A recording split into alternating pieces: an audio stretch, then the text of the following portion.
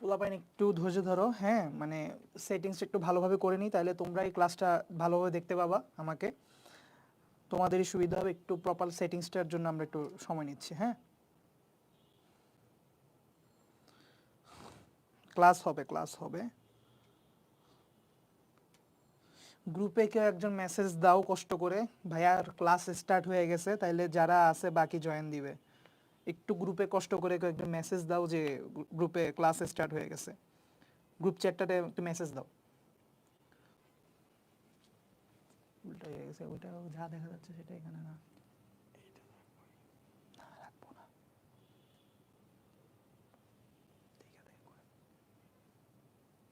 দেখে দেখে করে।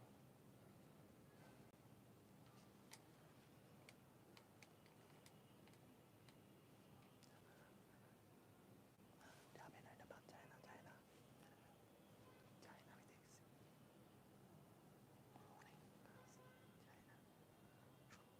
এটা ঠিক আছে।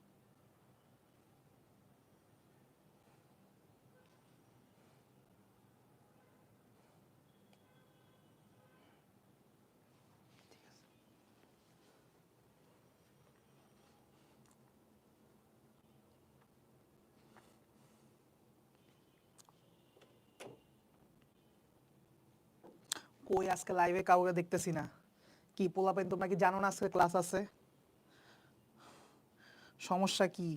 5-6 জন ছেলে মেয়ে না থাকলে কেমনে লাইভ ক্লাস নেই? কোনো কথা?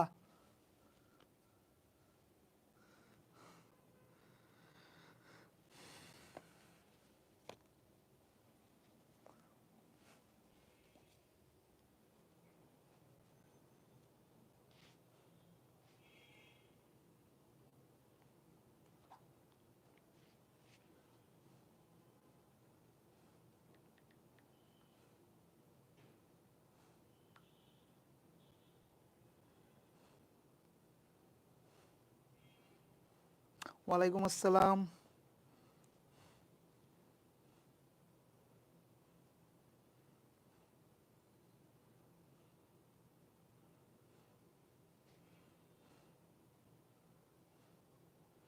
ঠিক আছে, তাহলে আমি ক্লাস শুরু করে দিই, তোমরা জয়েন করতে থাকো, তার মধ্যে আমরা ক্লাসটা শুরু করে দিই, ঠিক আছে? তাহলে ক্লাস স্টার্ট করলাম। আসসালামু আলাইকুম। তো আজকে আমরা হচ্ছে আমাদের প্রাণী বিভিন্নতা এবং শ্রেণীবিন্যাস চ্যাপ্টারটা পড়তেছিলাম, সেই চ্যাপ্টারটা আমরা আজকে তৃতীয় ক্লাসে। সো আমি তোমাদেরকে একটা ওয়ার্নিং দিব, সেটা হচ্ছে যে এই তৃতীয় ক্লাসটা থেকে তুমি সর্বোচ্চ পরিমাণ সৃজনশীল কমন পাবা, কিংবা সর্বোচ্চ পরিমাণ পরীক্ষায় নাম্বার কমন পাবা। তাই আজকের ক্লাসটা অতিমাত্রায় গুরুত্বপূর্ণ। তাই আজকের ক্লাসে যা কিছু পড়াবো না কেন, গত 2 ক্লাসে যা পড়াইছি তো পড়াইছি, আজকের ক্লাসে আমি যা পড়াবো খুবই মনোযোগ সহকারে সব কিছু মাথায় কানে নেওয়ার চেষ্টা করবা। কারণ যদি তুমি আমার ক্লাসের এভরিথিং ঢুকাই দিতে পারো মাথায়, তোমার দেখা যাবে বই পড়তে তোমার বিন্দু মাত্র কোনো এফোর্ট লাগবে না। আমি তোমাকে এত সহজ করে দিব প্রত্যেকটা পয়েন্ট, ঠিক আছে? বইয়ে অনেক কঠিন কঠিন জিনিসপত্র আছে, কিন্তু আমি তোমাকে প্রতিটা জিনিস এমনভাবে ইজি করে দিব, তোমার বই পড়তে আমি বলতে পারি 1 ফোঁটা এফোর্ট লাগবে না, ঠিক আছে? তোমার কাছে মনে হবে বই পড়তে গিয়ে সব ভাইয়া পড়াই দিছে, এখন আমি নতুন করে কিচ্ছুই পাইতেছি না।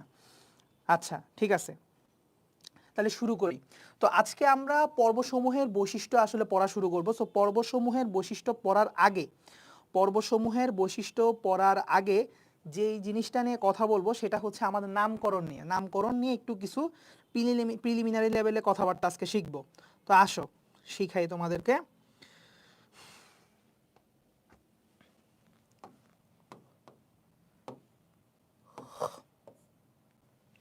সো আমরা নামকরণ নিয়ে আজকে একটু কথা বলবো। তো দেখো, ICZN international commission on zoological nomenclature, তো এই কমিশন বা হচ্ছে এই সংগঠনটা তোমাদেরকে নামকরণের পদ্ধতি স্বীকৃতি দেয়, ঠিক আছে? একটা সংগঠন আছে ICZN, এই সংগঠনটা মানে এটা হচ্ছে দুইটা আছে, একটা হচ্ছে ICZN এবং এটা হচ্ছে international commission on zoological nomenclature, অথবা কিছু কিছু বইয়ে এটাও লেখা আছে international code on zoological nomenclature. এটা একটু গুগল করে নিও, কোনো সমস্যা নাই, তুমি যদি বুঝতে অসুবিধা হয় পূর্ণরূপ। আরেকটা আছে বোটানির জন্য ইন্টারন্যাশনাল কোড অথবা international commission on botanical nomenclature, ঠিক আছে? সো প্রাণীদের ক্ষেত্রে ICZN দেয় নামকরণের পদ্ধতি, এবং উদ্ভিদের ক্ষেত্রে ICBN, এরা হচ্ছে দেয় আর কি বোটানিক্যাল নমেনক্লেচার। সো আইসিজেডএন নিয়ে আমরা মন কনসার্ন কেন, কারণ আমরা পড়তেছি হচ্ছে কি জুলজি। সো আইসিজেডএন নামকরণের দুইটা পদ্ধতি দিচ্ছে, একটা কি ভাইয়া বলো তো? একটা হচ্ছে দ্বিপদ নামকরণ। কি একটা হচ্ছে কি নামকরণ? দ্বিপদ নামকরণ। ইংলিশে কি হইতে পারে? Binomial nomenclature. ঠিক আছে, বাইনোমিয়াল নমেনক্লেচার। সো ইংলিশ পার্টিদের জন্য একটু লিখে রাখি, নাইলে আবার তোমরা বলবা যে বলি নাই। বাইনোমিয়াল নমেনক্লেচার, নমেনক্লেচার হচ্ছে নামকরণের ইংরেজি। ঠিক আছে, বাংলা ভাষণে তারা একদম লেখার দরকার নাই, কোনো দরকার নেই। ঠিক আছে, আসো ত্রিপদ নামকরণ। তাহলে একটা হচ্ছে দ্বিপদ নামকরণ, আরেকটা হচ্ছে ত্রিপদ নামকরণ। তাহলে ত্রিপদ নামকরণ ইংরেজি কি হবে? ট্রাইনোমিয়াল, ট্রাইনোমিয়াল নমেনক্লেচার লিখে নিও। ঠিক আছে, আর লিখলাম না।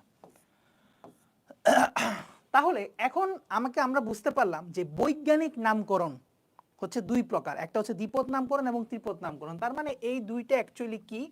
বৈজ্ঞানিক নামকরণ। তাহলে বৈজ্ঞানিক নামকরণ সত্যিকার অর্থে সায়েন্টিফিক নমেনক্লেচার দুই টাইপের, একটা হচ্ছে দ্বিপদ আর একটা হচ্ছে ত্রিপদ।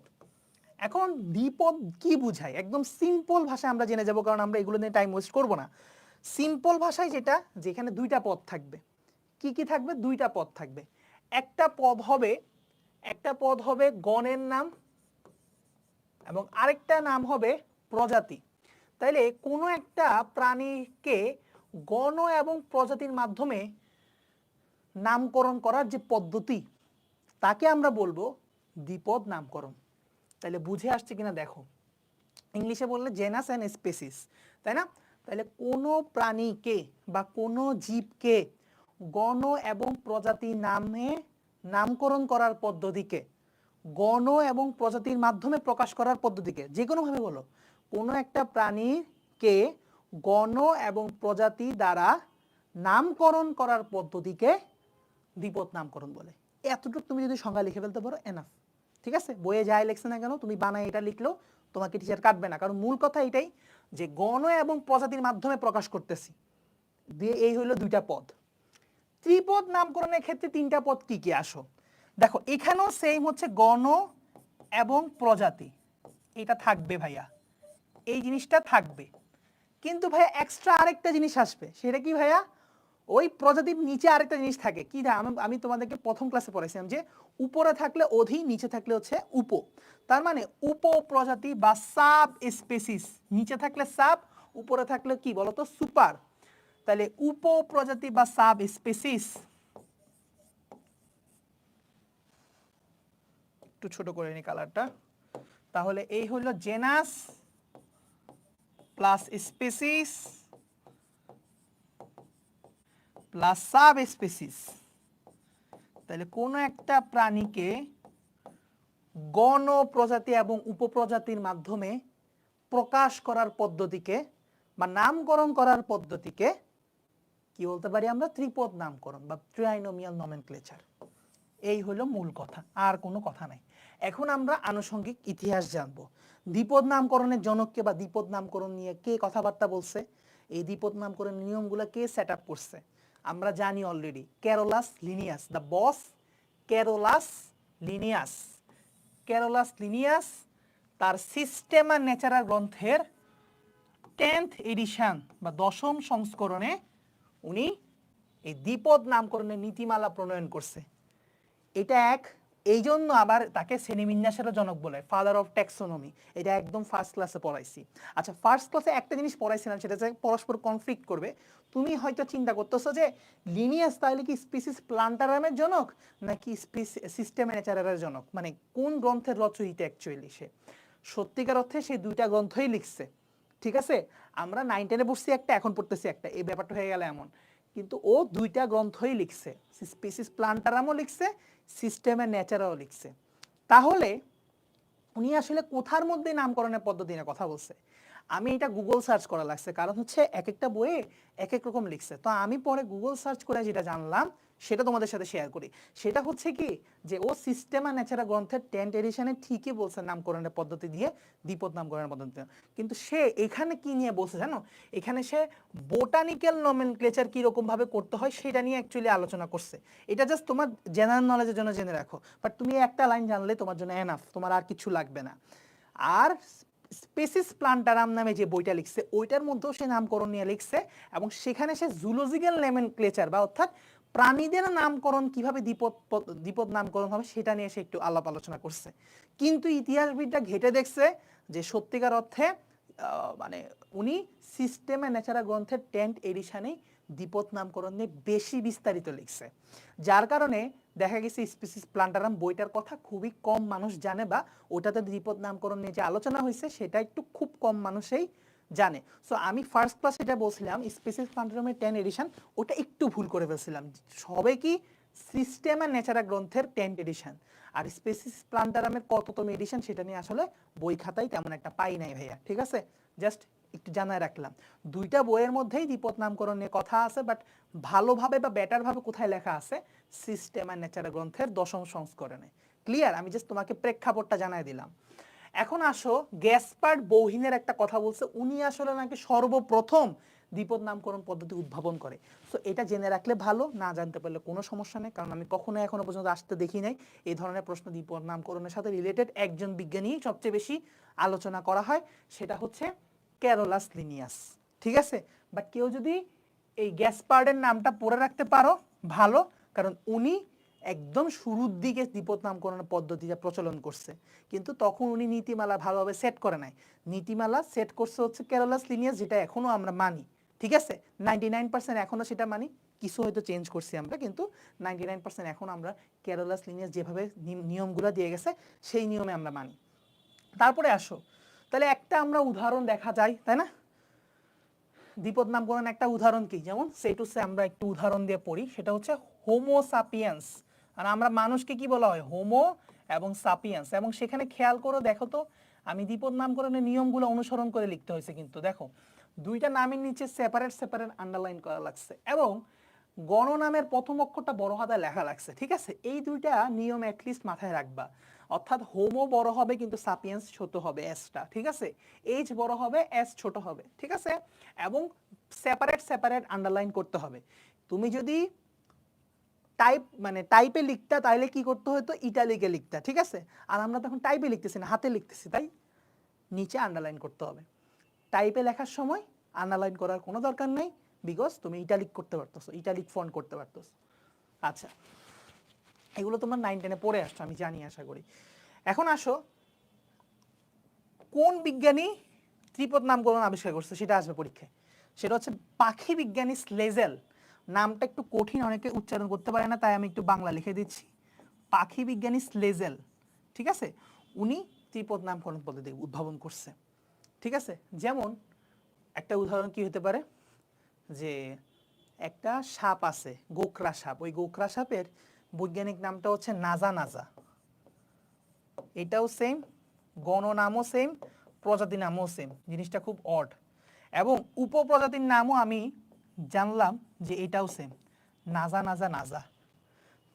এটা একটু অকওয়ার্ড। সো তোমার যদি আলটিমেটলি একটা উদাহরণ দেওয়া লাগে, তুমি চাইলে এটা দিতে পারো, ঠিক আছে? অথবা তোমরা একটু মাজেদা বেগম ম্যাডামের বই অথবা আলিম স্যারের বইটা দেখো, ওইখানে আরো বেটার কিছু উদাহরণ আছে, ঠিক আছে? যদি তোমরা আজমল স্যারের বইয়ে কোনো কারণে না পাও, একটা উদাহরণ অ্যাটলিস্ট শিখে রাখবা দ্বিপদ নামকরণে, তুমি যাতে অনুধাবনমূলক প্রশ্ন আসলে যাতে দিতে পারো, এবং আরেকটা ত্রিপদ নামকরণের জন্য শিখে রাখবা, ঠিক আছে? আমি একটু দেখি তাও তোমাদের জন্য, কারণ তোমরা অনেক লেজি ভাইয়া। অনেক সময় দেখা যাবে তুমি দেখো না, পরে বলবো ভাইয়া পড়াই নেই, তো নাজা নাজারা বইয়ে নাও থাকতে পারে। আমি কারণ এটা অনেক আগে একবার দেখছিলাম কোনো একটা আর্টিকেলে বা কোথাও। হ্যাঁ,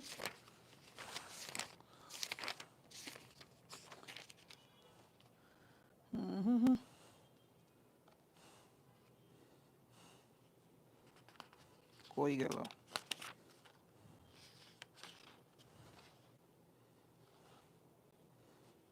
আচ্ছা, চড়ুই পাখির লিখছে, ভালো কথা।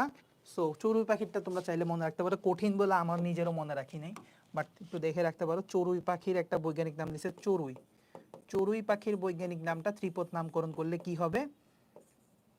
নামকরণ করলে হবে প্যাসার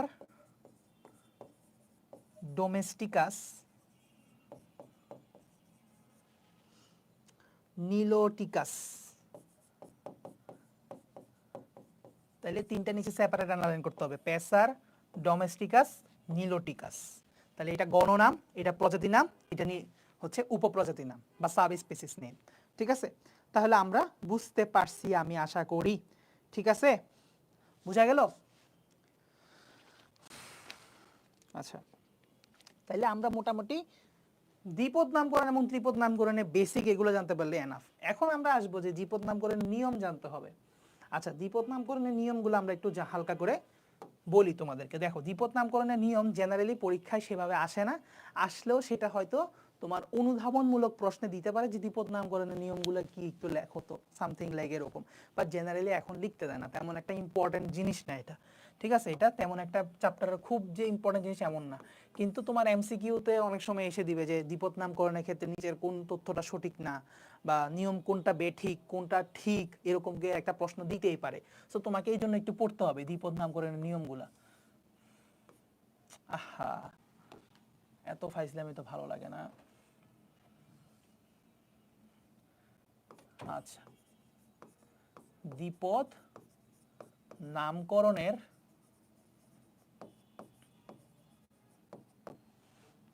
আচ্ছা, তোমরা কি কোনো সমস্যা হচ্ছে কিনা একটু দেখিনি, অনেক সময় স্ক্রিনে প্রবলেম করে।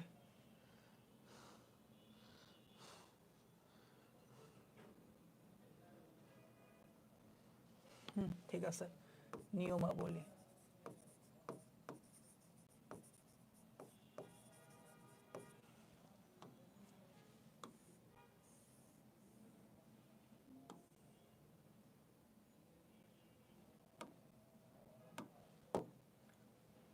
আচ্ছা, তো আমরা দ্বিপদ নামকরণের নিয়ম কি কি আমরা একটু দেখি বই থেকে। হ্যাঁ, সো আমরা বই থেকে দেখবো কি জন্য, জাস্ট বিকজ কোনো পয়েন্ট আলোচনা যাতে মিস না হয়। বাট ইম্পর্টেন্ট পয়েন্টগুলো আমি আগে মুখে বলি। হ্যাঁ, তোমরা বইয়ে যাওয়ার আগে আছে আমি ইম্পর্টেন্ট পয়েন্টগুলো বলি। নাম্বার 1, এই তোমার বৈজ্ঞানিক নাম বা দ্বিপদ নামকরণ যাই বলো না কেন, এগুলো সবসময় ল্যাটিন অথবা ল্যাটিন জাত শব্দ হবে, তাই না? এগুলো আসবে সবসময় কি, এটা সবসময় হইতে হবে কি যে বলো, ল্যাটিন ভাষা থেকে আসবে। গ্রিক ভাষা থেকে আসতে পারে, বাট বিজ্ঞানীরা পরবর্তীতে বলছে এটা ল্যাটিন থেকে আসে, নরমালি ল্যাটিন জাত শব্দ হয়।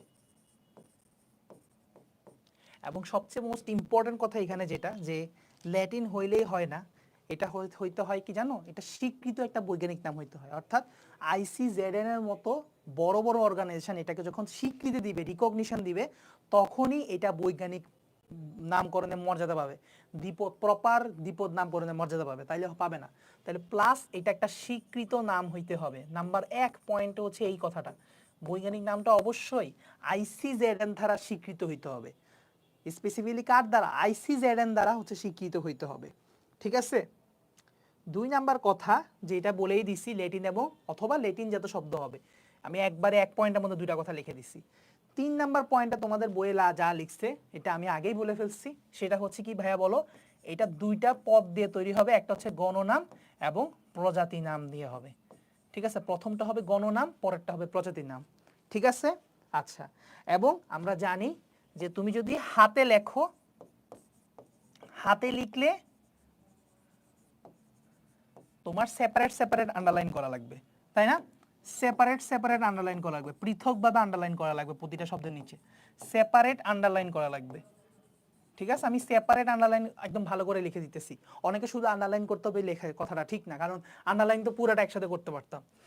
যদি টাইপে লেখো, যদি টাইপে লেখো, ইন কেস অফ টাইপ, তাহলে সেই ক্ষেত্রে আমি কি করব, ইটালিক ফন্টে লিখব। ইটালিক ফন্টে বৈজ্ঞানিক নামটা লিখতে হবে। ঠিক আছে, আচ্ছা, আরেকটা জিনিস, সেটা হচ্ছে আমরা অলরেডি জানি যে গণনামের প্রথম অক্ষর, গণনামের প্রথম অক্ষর বড় হাতের হবে, তাই না? বড় হাতের মানে কি, ক্যাপিটাল লেটার, মানে বড়, আর হাত তো আর বড় হয় না, হাত তো সমানই, তাই না? আমাদের হাত তো সবসময় সমানই থাকে, জাস্ট একটু বড় করে লিখলে বড় হাতের অক্ষর বলি, তাহলে ক্যাপিটাল লেটার হবে। ক্যাপিটাল লেটার হবে এবং প্রজাতি নামের প্রথম অক্ষর, প্রজাতি নামের প্রথম অক্ষর ক্যাপিটাল লেটার হবে না, সেটা কি হবে বলো তো? সেটা হবে small letter.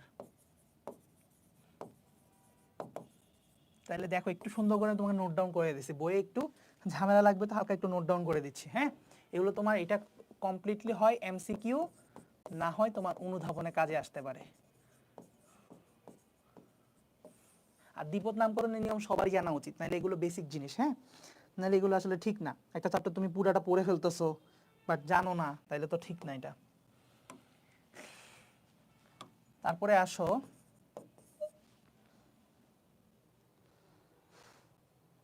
Wait a second,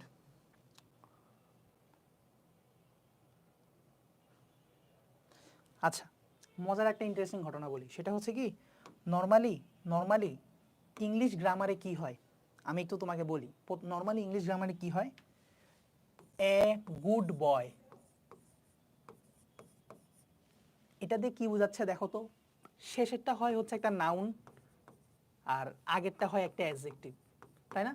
normal English গ্রামারে এইটা তো চলে আসতেছে এই ফরমেশনটা যে অ্যাডজেক্টিভ প্লাস নাউন, বাট এই জায়গায় ঘটনাটা ঘুরে গেছে। এই জায়গায় গণটা হচ্ছে অ্যাকচুয়ালি তোমার নাউন আর এইটা হচ্ছে অ্যাকচুয়ালি অ্যাডজেক্টিভ, ঠিক আছে? অর্থাৎ ব্যাপারটা হয়ে গেছে নাউন প্লাস অ্যাডজেক্টিভ, রিলেশনটা এরকম হয়ে গেছে।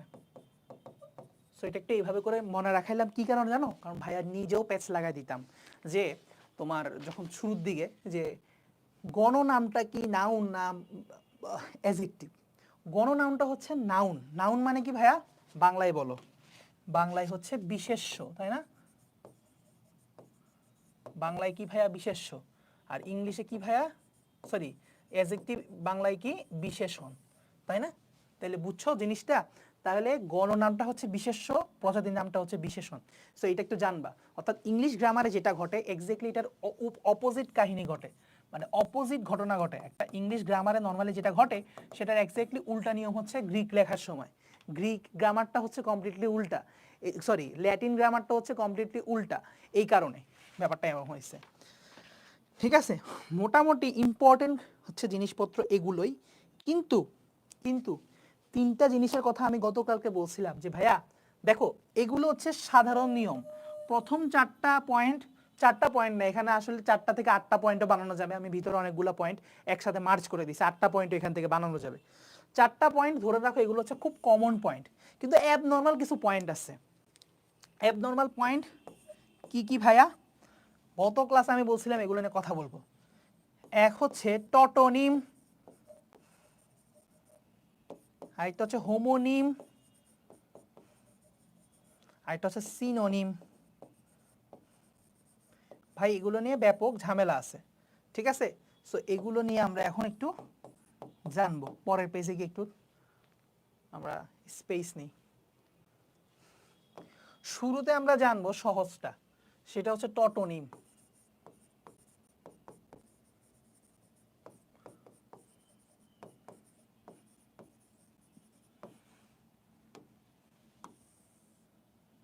আচ্ছা আমি দেখি তো টটোনিম মানে কি, কেউ কি জানো কিনা? কেউ কি জানো কিনা? সে টু সে কেউ জানো কিনা? অগ্রিম পড়ে রাখছো কিনা দেখি, একটু অ্যান্সার করো যদি কেউ অগ্রিম পড়ে রাখো।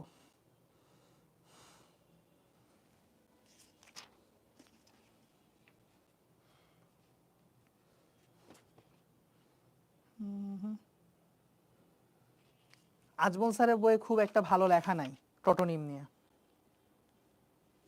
ঠিক আছে? নতুন এডিশনে মেবি লিখছে, বাট আগের এডিশনগুলোতে ছিল না। আচ্ছা তোমরা মেবি কমেন্টে তেমন রেসপন্স দেখতেছি না আমি। হ্যাঁ ভেরি গুড ফাতেমা, তাহলে একটু আগে পড়ছো গত ক্লাসে, ভেরি গুড। গত ক্লাসে বলছিলাম যে এগুলো পড়াবো, তাহলে একটু দেখে রাখছো, ভালো করছো। তাহলে ঘটনা হচ্ছে কি যেটা, যে এদের ক্ষেত্রে ভাইয়া গণনাম এবং প্রজাতির নাম সমান। মানে আমি একদম নর্মাল ইজি করে লেখাইতেছি, দেখো গণ ইকুয়ালস টু প্রজাতি, মানে হচ্ছে এদের গণনাম এবং প্রজাতির নাম একই। সো তুমি এটার ব্যাখ্যাটা লিখে রাখো যে গণনাম ও প্রজাতি নাম সমান, মানে একই একই। তাহলে সেই ক্ষেত্রে এটাকে বলা হয় টটোনিম। কিরকম সমান ভাইয়া? যেমন একটা এক্সাম্পল আমি তোমাকে দিয়েছি, নাজা নাজা। গোখরা সাপের ইংরেজি হচ্ছে নাজা নাজা, অর্থাৎ গণনামও সেম, প্রজাতির নামও সেম। আরেকটা ক্লাসিক্যাল এক্সাম্পল আছে, সেটা হচ্ছে কাতলা কাতলা। কি? কাতলা কাতলা, কাতলা মাছের বৈজ্ঞানিক নাম। এইখানেও গণনাম প্রজাতির নাম সমান। আচ্ছা, বড় হাতে সি লিখে ফেলছি, ভুল করছি, ছোট হাতে সি লিখতে হবে, তাই না, বৈজ্ঞানিক নাম অনুযায়ী। ঠিক আছে, তাহলে দেখছো এইটা হচ্ছে টটোনিম। ক্লিয়ার? দেখো খুবই সহজ একটা জিনিস, কিন্তু আমরা খুব অমনোযোগ দিয়ে পড়ি বলে এই নর্মাল জিনিসগুলো আমাদের অনেক সমস্যা। তারপরে তারপরে হচ্ছে সিনোনিম।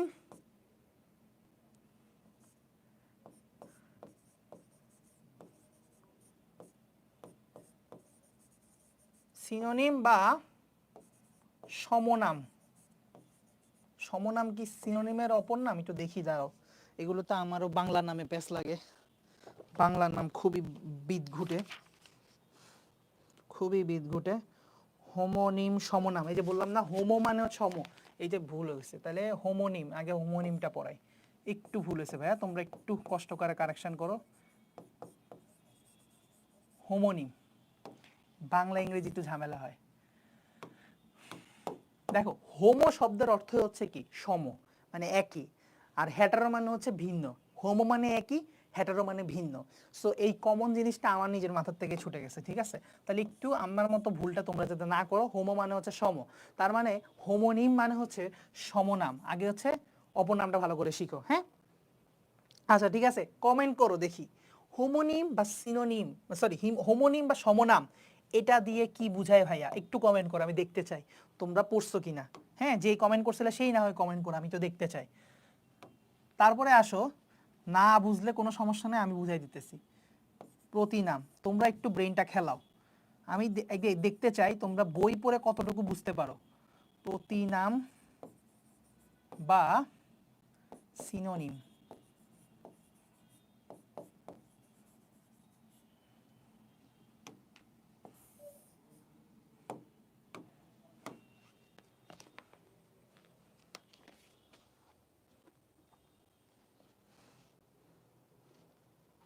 হ্যাঁ, ভেরি গুড, নাজা নাজার মতো। হ্যাঁ, আমি তো একটু আগে এক্সাম্পল দিচ্ছি তোমাদেরকে।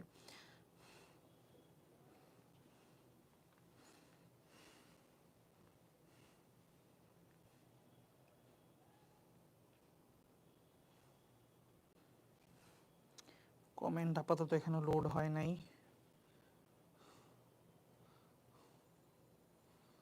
আচ্ছা, মনে হয় এটা এই দুইটাতে একটু কনফিউশন আছে, তোমরা পড়ো নাই, বুঝো নাই। ঠিক আছে, তাহলে বুঝতে পারলাম এই দুইটাতে আসলেই কনফিউশন আছে এবং এই দুইটাতে ঝামেলা আছে। তাহলে আমি তোমাকে একটু ইজি করে বলি। দেখো জিনিসটা হচ্ছে কি, উফ,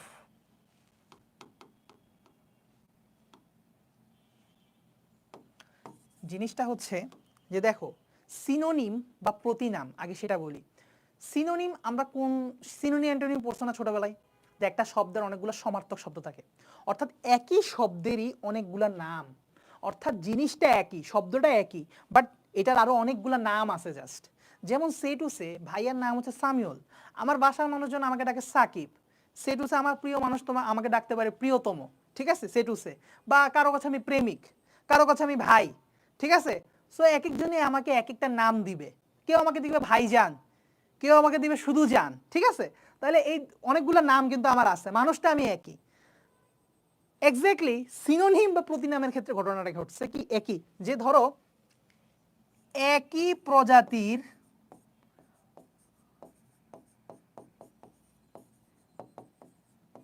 জীবের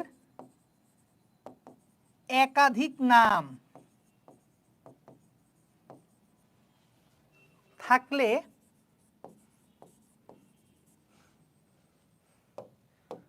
তারা পরস্পরের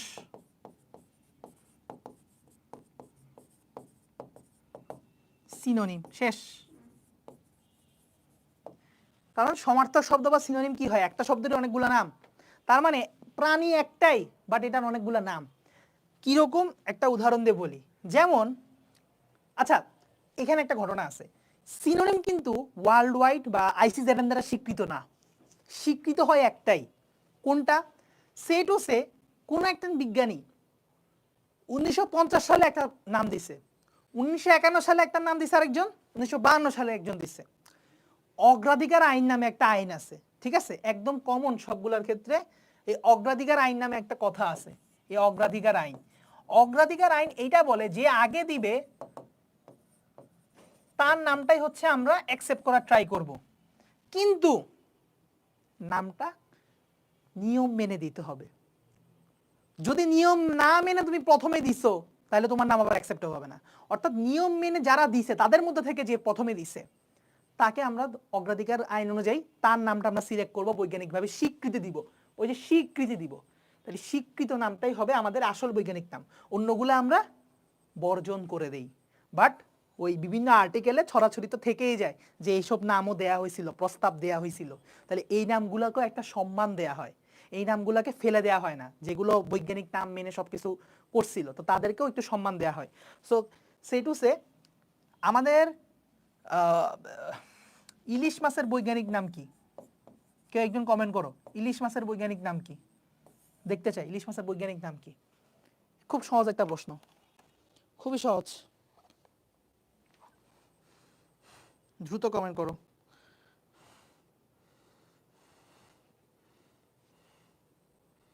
আচ্ছা, কমেন্ট করতে করতে আমি একটা জিনিস বলে ফেলি, তাহলে সিনোনিমটা কি বা সমনামটা কি? সমনামটা হচ্ছে যে সম মানে দুইটা সমান, তো কম্পারিজন দুইজন আলাদা পার্সনের মধ্যে। দেখো সম মানেই কিন্তু আমি সমান দেখাচ্ছি, মানে দুইজনের মধ্যে একটা কম্পারিজন করতেছি, এখানে কিন্তু দুইটা পৃথক জীব হয়ে গেছে এক্স্যাক্টলি, কিন্তু একই রাজ্যে। তাহলে বলতে হবে একই রাজ্যের অন্তর্ভুক্ত, একই রাজ্যের অন্তর্ভুক্ত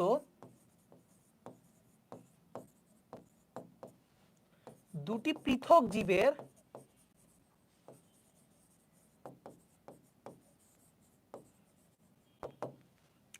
নামকরণ এবং নামের বানান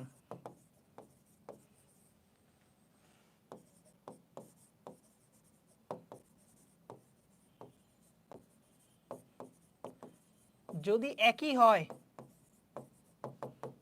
তবে তারা পরস্পর হোমোনিম।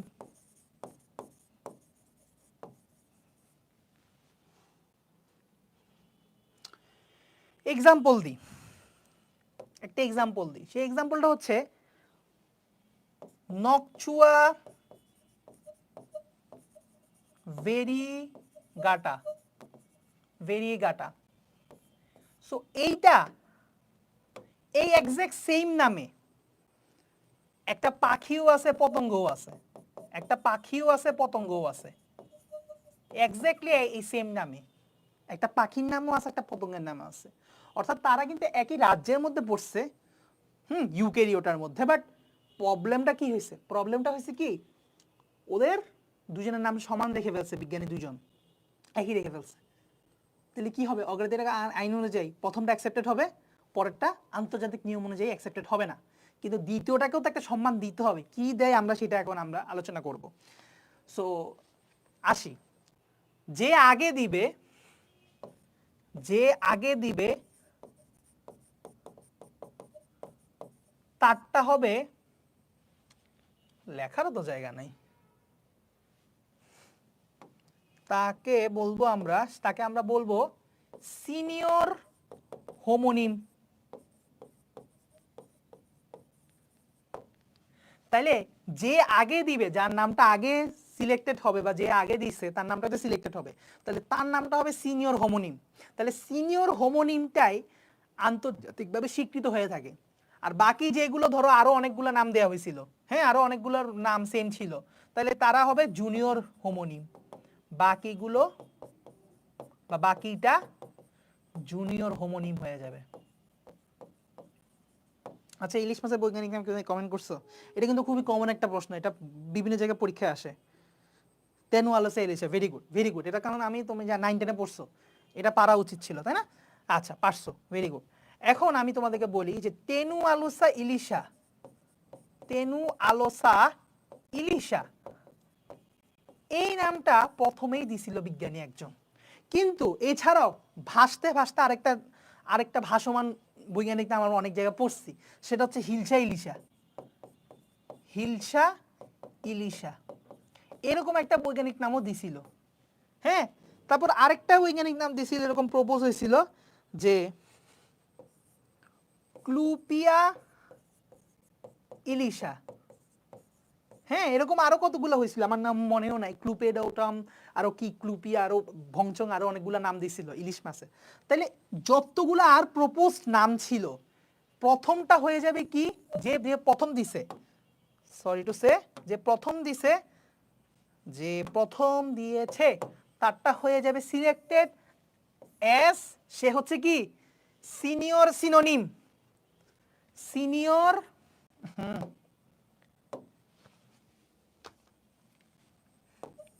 Senior synonym.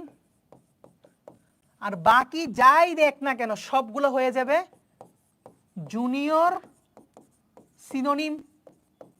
আর বৈজ্ঞানিকভাবে কে স্বীকৃতি পাবে? সিনিয়রটা, জুনিয়রগুলা ঝরে পড়ে যাবে। কিন্তু তাও আমরা একটু মর্যাদা দিয়ে রাখছি যে না বাবা ঠিক আছে, তোরা প্রপোজ করছিলি, এই নামগুলা প্রস্তাব রাখছিলি, এগুলো জুনিয়র সিনোনিম হিসেবে থেকে যাবে আমাদের বিভিন্ন গ্রন্থে বা আর্টিকেলে। তারপর হচ্ছে কি ইন্টারন্যাশনালি পাবলিশড, তারপর হচ্ছে কি হোমোনিমের ক্ষেত্রেও জুনিয়র হোমোনিম হিসেবে থেকে যাবে। ক্লিয়ার কি না এই জিনিসটা? এই তিনটা জিনিস না খুবই কনফিউশন ক্রিয়েট করে, ঠিক আছে? মানে ধরো বই পড়লো, তোমরা বইয়ে যেমনি লিখছে না, খুবই ক্রিটিক্যাল ভাবে লিখছে জিনিসটা, আমি নিজেও ইন্টার লাইফে বুঝতাম না। মানে একদম সত্যিকার অর্থে সত্যি কথা তোমাদের সাথে শেয়ার করতেছি, আমি নিজে ইন্টার লাইফে এই সমনাম প্রতিনাম দুইটার ডিফারেন্স আমি জানতাম না, সত্যি কথা। স্টুডেন্ট পড়াইতে গিয়ে যখন আমি দেখছি, একটু গবেষণা করছি, তখন আমি বুঝছি যে এগুলো তো খুব সহজ জিনিস, কিন্তু এত পেশাই কেন লিখছে পরীক্ষা মানে বইয়ে, আই ডোন্ট নো। ঠিক আছে,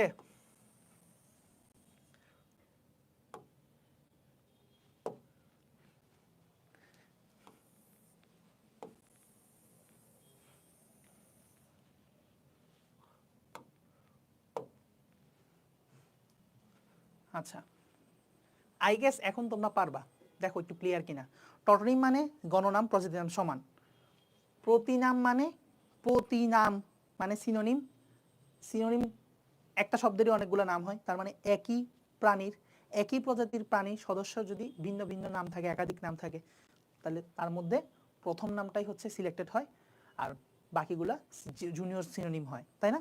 আর তারা পরস্পরের কি হবে? সিনোনিম বা প্রতিনাম। আর সমনামের ক্ষেত্রে কি হবে? সমান বলতেছি, তাহলে দুইটার মধ্যে কম্পারিজন হবে, অর্থাৎ একই রাজ্যের দুইটা পৃথক সদস্যের নাম হয়ে গেছে সেম।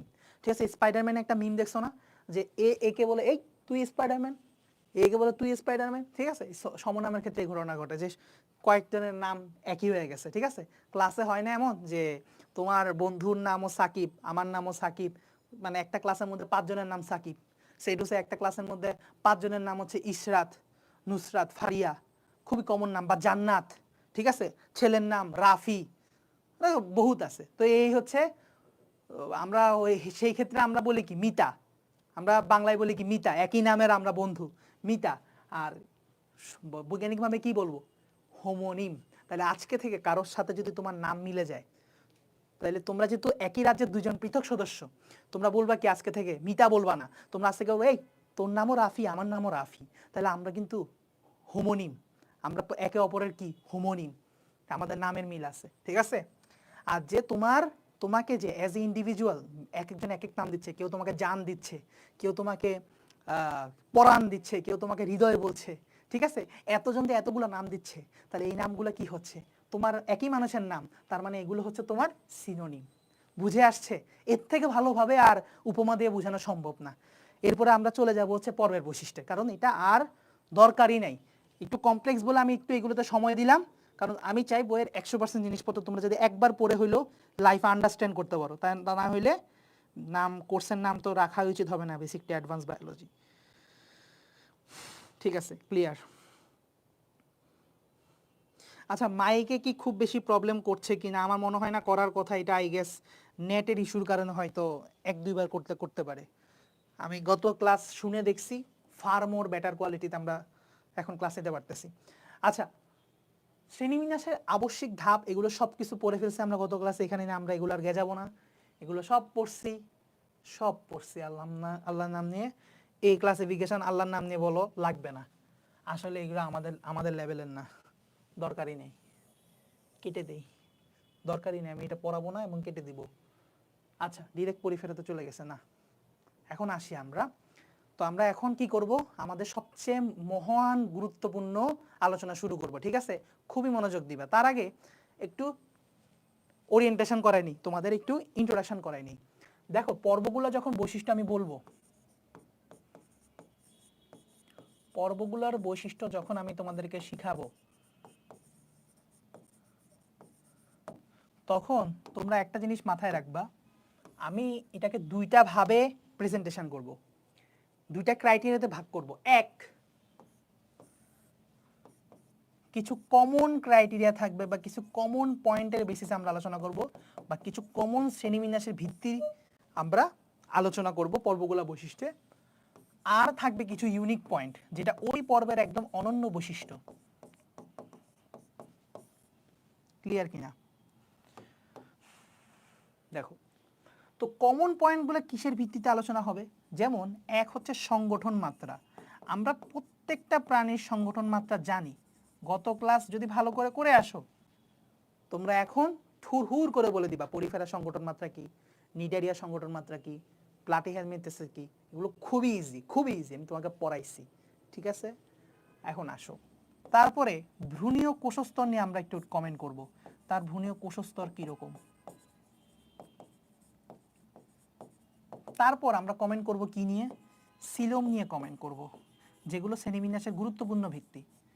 তারপর কি নিয়ে কমেন্ট করতে পারি? কমেন্ট করতে পারি আমরা লাস্ট প্রতিসমতা বা প্রতিসাম্য নিয়ে কমেন্ট করব, সিমেট্রি নিয়ে কমেন্ট করব, ঠিক আছে? এটা কি ধরনের প্রতিসাম্য, প্রত্যেকটা পয়েন্ট আমরা কিন্তু গত ক্লাসে পড়ে আসছি।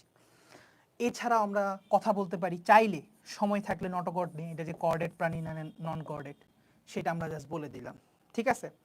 এবং আমরা চাইলে বিভিন্ন তন্ত্র নিয়ে পৃথক আলোচনা করতে পারবো, পরিপাকতন্ত্র, রেচনতন্ত্র, রক্ত সংবহন তন্ত্র। বাট এগুলো আমি আর কমন পয়েন্টে ফেললাম না, কারণ আমরা অ্যাকচুয়ালি ইউনিক পয়েন্টের মধ্যেই ম্যাক্সিমাম ক্ষেত্রে এগুলো পেয়ে যাব, তাই আমি আর লিখলাম না। বাট আমরা সবসময় চেষ্টা করবো কি, কোনো তন্ত্রর আলোচনা বাদ গেল কিনা এটা মাথায় রাখবো আমরা। তো এই হইলো আমাদের কমন পয়েন্টগুলো, এই হলো আমাদের কমন পয়েন্টগুলো। আর ইউনিক পয়েন্টগুলো তোমাকে আমি কত সুন্দর করে পড়াই দিব তোমার আইডিয়াও নাই। আমি তোমাদেরকে একটু সুন্দর ছন্দে ছন্দে, গল্পে গল্পে পড়াই দিব, ছন্দে ছন্দে, গল্পে গল্পে পড়াই দিব, ঠিক আছে? এরপর থেকে এই চ্যাপ্টারটা হবে তোমার অনেকটা মোস্ট ইম্পর্টেন্ট এবং মোস্ট আনন্দের চ্যাপ্টার, সবচেয়ে মজার চ্যাপ্টার তোমার কাছে এটা মনে হবে। আর যেখানে অনেক বায়োলজির স্টুডেন্টকে, অনেক মানে ইন্টার স্টুডেন্টের কাছে আমি যখন জিজ্ঞেস করি তুমি মানে এনিম্যাল ডাইভার্সিটি চ্যাপ্টারটা কেমন লাগে, সে বলে ভাই খুবই বাজে লাগে, এতগুলা পড়বে, এতগুলা বৈশিষ্ট্য একটাও মনে থাকে না, একটার সাথে একটা গুলাই ফেলি। কিন্তু আমার ক্লাস তুমি যদি ভালো করে করো, আমি তোমাকে গ্যারান্টি দিতে পারি তোমার কখনো গোলাবে না, ইনশাল্লাহ গোলাবে না, ভরসা রাখো ভাইয়ের উপর। আচ্ছা, গেল এগুলো, হ্যাঁ? এখন আমরা আসি পরিফেরা পর্ব নিয়ে ডিরেক্ট কথাবার্তা বলবো। সো প্রত্যেকটা পর্ব আলোচনার সময় একটা কথা মাথায় রাখবা, সেটা হচ্ছে আমরা ওই পর্বের অপর নামটা ভালো করে পড়বো। এইখানে একটা কথা বলি, দেখো তোমরা প্রতিটা পর্বের অপর নাম নোট করে ফেলবা, মানে একটা ছক ওয়াইজ নোট করে ফেলবা। আচ্ছা, কি কি জিনিস নোট করতে পারো আমি একটু চাইলে লিখে দিতে পারি। দেখো, অপর নাম, তারপরে হচ্ছে তোমার চাইলে এই প্রত্যেকটা সংগঠন মাত্রা এই জায়গায় লিখে, এখানে লিখলা, এখানে একটা লিখলে, এখানে একটা লিখলা, তারপর কলাম করে ছক টানলা, টেনে হচ্ছে এখানে পর্ব নাম দিছে, ধরো সেইটা হচ্ছে পরিফেরা, পরিফেরার অপর নাম সহ যা আছে লিখলা। এরপরে হচ্ছে নিডারিয়ার, ঠিক আছে, অপর নাম সহ আরো যা যা ভিত্তি আছে লিখলা। এইভাবে করে একটা মাস্টার চার্ট তৈরি করে ফেলো না, ঠিক আছে? একটু করে ফেলো, করে এবং আমি তোমাদের কাছে বলবো ভাইয়া সবাই কাইন্ডলি, আমি সবার যারা ক্লাস করতেছো সবার সবার মাস্টার চার্টটা দেখতে চাই। তুমি পুরো গ্রুপ পুরো নোট সাবমিট করো কি না করো, আলাদা করে মাস্টার চার্টটা সবাই সাবমিট করবা, যে অপর নামগুলো নোট ডাউন করছো, তারপরে হচ্ছে এই সংগঠন মাত্রাগুলা একের পর এক লিখে তোমার একটা চার্ট বানাইছো, ঠিক আছে? 9টা মুখ্য পর্ব, ঠিক আছে? আচ্ছা, আমি বিশ্বাস করি তোমরা দিবা। আচ্ছা আসো, তো পরিফেরা পর্বের অপর নামটা কি? পরিফেরা পর্বের অপর নাম হচ্ছে স্পঞ্জ। পরিফেরা পর্বের অপর নাম হচ্ছে স্পঞ্জ। আরেকটা অপর নাম আছে, সেটা কি ভাইয়া? সেটা হচ্ছে ছিদ্রালু প্রাণী।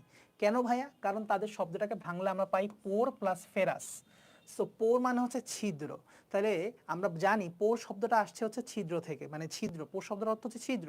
তাহলে পরিফেরা যাদের অনেক পোর্স আছে, অর্থাৎ তাদের দেহে অনেক ছিদ্র আছে, তাহলে তারা হবে ছিদ্রালো প্রাণী।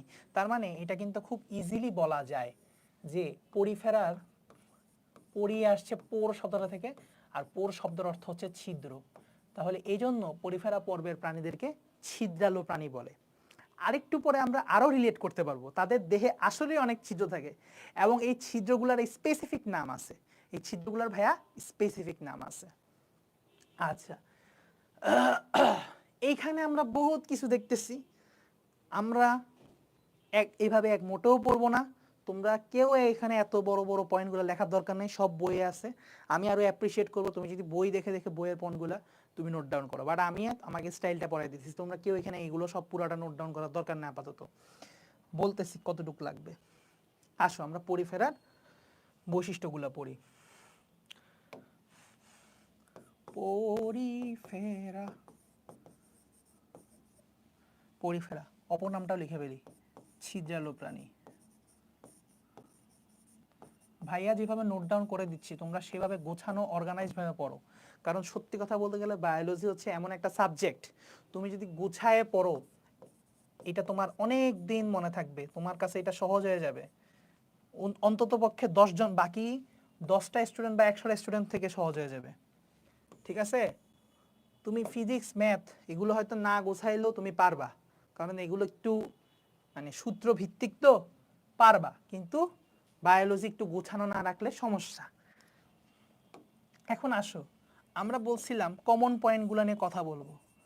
সো আমরা কমন পয়েন্টগুলো নিয়ে একটু চলো একটু আলোচনা করি। কমন পয়েন্ট কি রে ভাইয়া? কমন পয়েন্ট হচ্ছে সংগঠন মাত্রা। এদের সংগঠন মাত্রা কি তোমরা নিজে বলো, বলো বলো কি হবে? কোষীয় সংগঠন মাত্রা, তাই না? কোষীয় সংগঠন মাত্রা, তাহলে এটা হবে কোষীয় সংগঠন মাত্রার প্রাণী।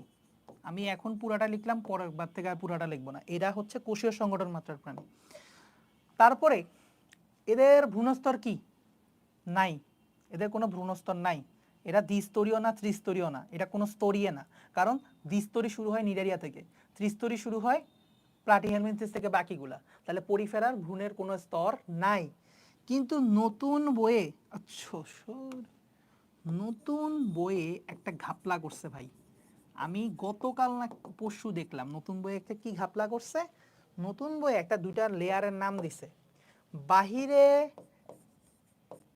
একটা স্তর থাকে নাকি কোষের, ভ্রূণের বাহিরে একটা স্তর থাকে, ভিতরে একটা স্তর থাকে, অর্থাৎ তারা দ্বিস্তরী হিসেবে প্রমাণ করছে।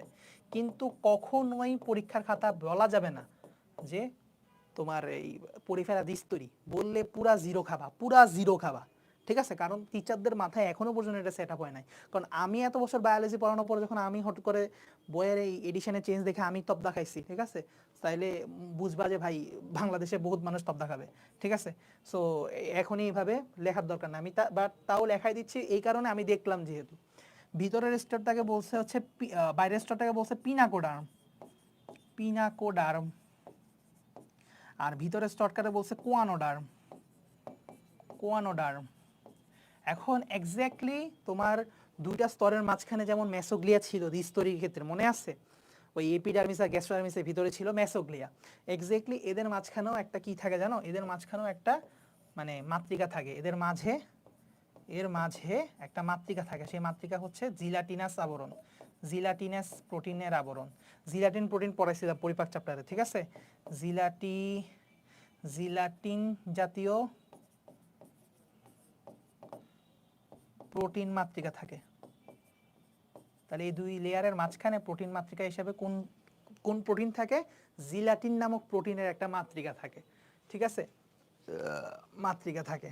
সো এই মাতৃকাটার একটা নাম দিছে, মাতৃকার একটা নাম দিছে জানো? মাতৃকার নাম দিছে কি? লেয়ারটার নাম দিছে, লেয়ারটার নাম দিছে মেসোগ্লিয়া, যেরকম নাম দিছে এটার হচ্ছে মেসোহিল, মেসোহিল।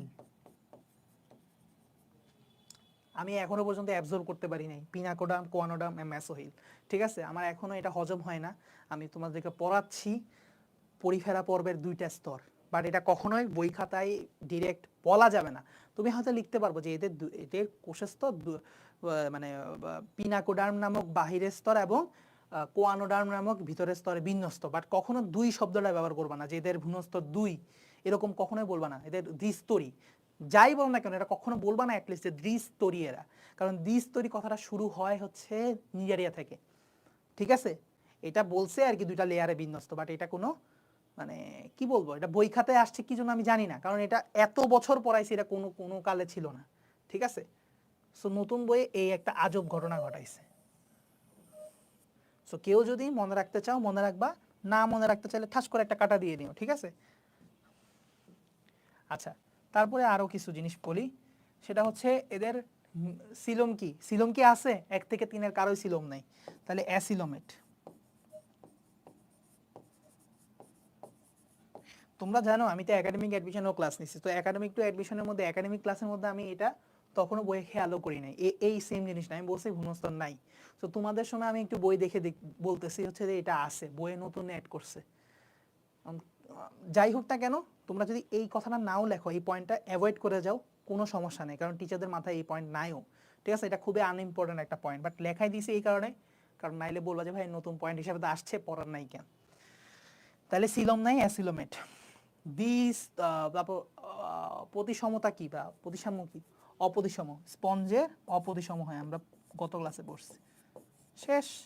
তো তুমি কি এখনো পর্যন্ত দেখতে পাইতেছো, তুমি জাস্ট কমন পয়েন্টগুলো আলোচনা করার পরেই তোমার 5টা থেকে 6টা পয়েন্ট অলরেডি তোমার কমন পয়েন্টে চলে আসছে, অর্থাৎ কমন ক্রাইটেরিয়া থেকে আমরা অ্যান্সার করে ফেলছি। তাহলে গত ক্লাসে আমরা পরিফেরার কতগুলা বৈশিষ্ট্য আলোচনা করে ফেলছি দেখতে পাচ্ছ। বাই ডিফল্ট কিন্তু আমরা পরিফেরা পর্বের বৈশিষ্ট্যও পড়ে ফেলছিলাম, ঠিক আছে? তাহলে এখন আমরা পরিফেরা পর্বের অনন্য বৈশিষ্ট্যগুলো পড়ব। তাহলে এখন আমরা পড়ব অনন্য বৈশিষ্ট্য। তাহলে অনন্য বৈশিষ্ট্য পড়তে গেলে আচ্ছা একটা কাজ করি, এটাকে আরো একটু এদিকে শিফট করে নিয়ে যাই। আচ্ছা এটা না, সরি, পুরো জিনিসটাকে একটু শিফট করে নিয়ে যাই।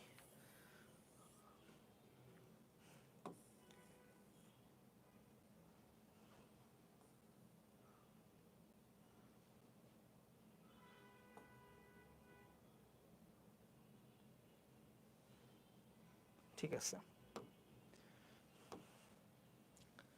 তো আসো আমরা বলবো কি, আমরা বলবো হচ্ছে পরি আপু। পরিফেরা পড়ার সময় আমরা সবসময় আমাদের পরিমণি আপুর কথা আমরা খুব শ্রদ্ধা ভরে স্মরণ করব, ঠিক আছে? শ্রদ্ধা ভরে স্মরণ করবো, কারণ তোমাকে এই আপুই সব পড়াই দিচ্ছে। তো তুমি গেলা কক্সবাজার ট্যুরে, সো কক্সবাজার ট্যুরে গিয়ে দেখলা সেখানে তোমার প্রিয় অভিনেত্রী, ঠিক আছে, পরিমণি আপু দাঁড়াই ফটোশুট করতেছে। সো এখানে গিয়ে তোমার পরি আপুর সাথে কথাবার্তা হইলো, হ্যাঁ? সো তুমি বললা যে তুমি সায়েন্সের স্টুডেন্ট, তুমি একটু ফ্ল্যাক্স নিতে চাইছো। সো ফ্ল্যাক্স নিতে তুমি বলছো যে দেখেন সমুদ্রের মধ্যে অনেক স্পঞ্জ আছে। কি বললা? সমুদ্রের মধ্যে অনেক স্পঞ্জ আছে। স্পঞ্জ মানে কি? পরিফেরা পর্বের প্রাণী। তো সে তো বুঝবে না, ছাতাটাও বুঝবে না, ঠিক আছে না? সো তুমি বলছো পরি আপু অনেক স্পঞ্জ সমুদ্রে। দেখো এই একটা লাইন দিয়ে আমি তোমাকে সব পড়াই দিব, সব অনন্য বৈশিষ্ট্য কাভার, সব অনন্য বৈশিষ্ট্য কাভার, ড্যাম শিওর, ঠিক আছে? যতগুলা ইম্পর্টেন্ট অনন্য বৈশিষ্ট্য আছে। এখন একটু লক্ষ্য করো, একটু লক্ষ্য করো, পরি দিয়ে কি বুঝাইছি? পরিফেরা পর্বে রিলেট করতেছি, যেটা তোমার মনে থাকে, এটা ছন্দটা কারে নিয়ে কথা বলতেছি। পরি আপু অনেক স্পঞ্জ সমুদ্রে। তাহলে আপু দিয়ে বুঝাচ্ছি দুইটা লার্ভা দশা, ভেরি ভেরি ইম্পর্টেন্ট দুইটা লার্ভা দশা। একটার নাম খুবই কঠিন, এগুলো লার্ভা দশা নামগুলো খুবই কঠিন, 10 বার পড়তে হবে মিনিমাম, তা না হলে জীবনে মুখস্থ হবে না, মুখ দিয়ে নামও বের হবে না, ঠিক আছে? এমফিব্লাস্টুলা, এত কঠিন না, বাট নতুন নতুন পড়তেছো তো কঠিন লাগবে। এমফিব্লাস্টুলা। প দিয়ে হচ্ছে পেরেনকাইমুলা,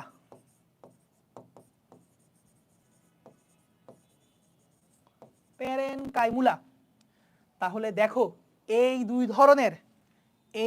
ধরনের লার্ভা দশা দেখা যায়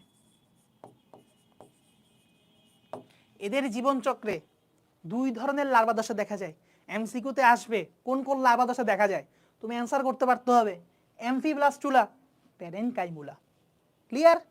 এখন আসো আমাদের ছন্দের মূল পার্ট, অনেক স্পঞ্জ সমুদ্রে। এটা আমাদের ছন্দের মূল পার্ট, কারণ এখানে একদম সব ইম্পর্টেন্ট বৈশিষ্ট্যগুলো এখানে ভিতরে লুকাই আছে। অনেক, দেখো আমরা বলছিলাম আমাদের পরিফেরা পর্বের প্রাণীগুলার দেহ প্রাচীর মানে একদম বাহিরের ওয়াল, প্রাচীর মানে কি ওয়াল, দেহ মানে কি বডি, বডি ওয়াল। তাহলে body wall is so much filled up with pores, মানে অনেক ছিদ্র দিয়ে ভরা। তাহলে এদের দেহ প্রাচীর অসংখ্য ছিদ্রযুক্ত। এই লাইনটা এইভাবে লেখো, এদের দেহ প্রাচীর অসংখ্য ছিদ্রযুক্ত। অথবা আরেকভাবে লেখো, এদের দেহ প্রাচীর অস্টিয়া নামক অসংখ্য ছিদ্রযুক্ত, কারণ ছিদ্রগুলোর নাম হচ্ছে অস্টিয়া, অস্টিয়া নামক ছিদ্রযুক্ত। এদের দেহ প্রাচীর অসংখ্য অস্টিয়া নামক ছিদ্রযুক্ত। তাহলে ছিদ্রের নাম কি? অস্টিয়া। পোরের নাম কি? অস্টিয়া। এই যে ছোট ছোট ছিদ্র আছে, ধরো সেই টু সেইটা হচ্ছে বডি, এই বডির গায়ে অনেকগুলো ছিদ্র আছে, দেহ প্রাচীরে অনেক ছিদ্র আছে, ছিদ্রগুলোর নাম কি ভাইয়া? অস্টিয়া। আমি ছবি একেই পড়াই দিব, সমস্যা নেই, এখন ছবি আঁকবো না। অস্টিয়া নামক অসংখ্য ছিদ্রযুক্ত। তাহলে এদের দেহ প্রাচীর অস্টিয়া নামক অসংখ্য ছিদ্রযুক্ত, এদের দেহ প্রাচীর অস্টিয়া নামক অসংখ্য ছিদ্রযুক্ত, এদের দেহ প্রাচীর অস্টিয়া নামক অসংখ্য ছিদ্রযুক্ত। শেষ। আসি অস্কুলাম, অদি আরেকটা পয়েন্ট, অস্কুলাম নামক ছিদ্রপথে উন্মুক্ত হয়, অস্কুলাম নামক ছিদ্রপথে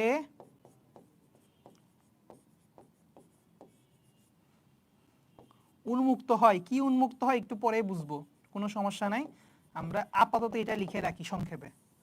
অস্টিয়া নামক ছিদ্র পথে উন্মুক্ত হয়। তাহলে এই ছিদ্র পথ, এটা কিন্তু ছিদ্র না, এটা হচ্ছে ছিদ্র পথ। ঠিক আছে? আচ্ছা আসি, তোমাকে দেখাবো। এটা হচ্ছে ছিদ্র পথ, কারণ হচ্ছে এটা অনেক বড় ছিদ্র অ্যাকচুয়ালি। মাউথের আমাদের মুখগহ্বর বা মুখছিদ্র যেমন অনেক বড় ছিদ্র, সো অস্কুলাম হচ্ছে ওইরকম অনেক বড় ছিদ্র। সো এটাকে ছিদ্র বললে হবে না, কারণ অস্টিয়া হচ্ছে ছোট ছোট একদম ছোট ছোট পোর, আর এটা হচ্ছে অনেক বড় ছিদ্র পথ। ঠিক আছে? আচ্ছা তারপরে আসো, ন দিয়ে হচ্ছে এদের স্পেশাল নালিকাতন্ত্র বা ক্যানাল সিস্টেম আছে। নালিকাতন্ত্র বা ক্যানাল সিস্টেম আছে।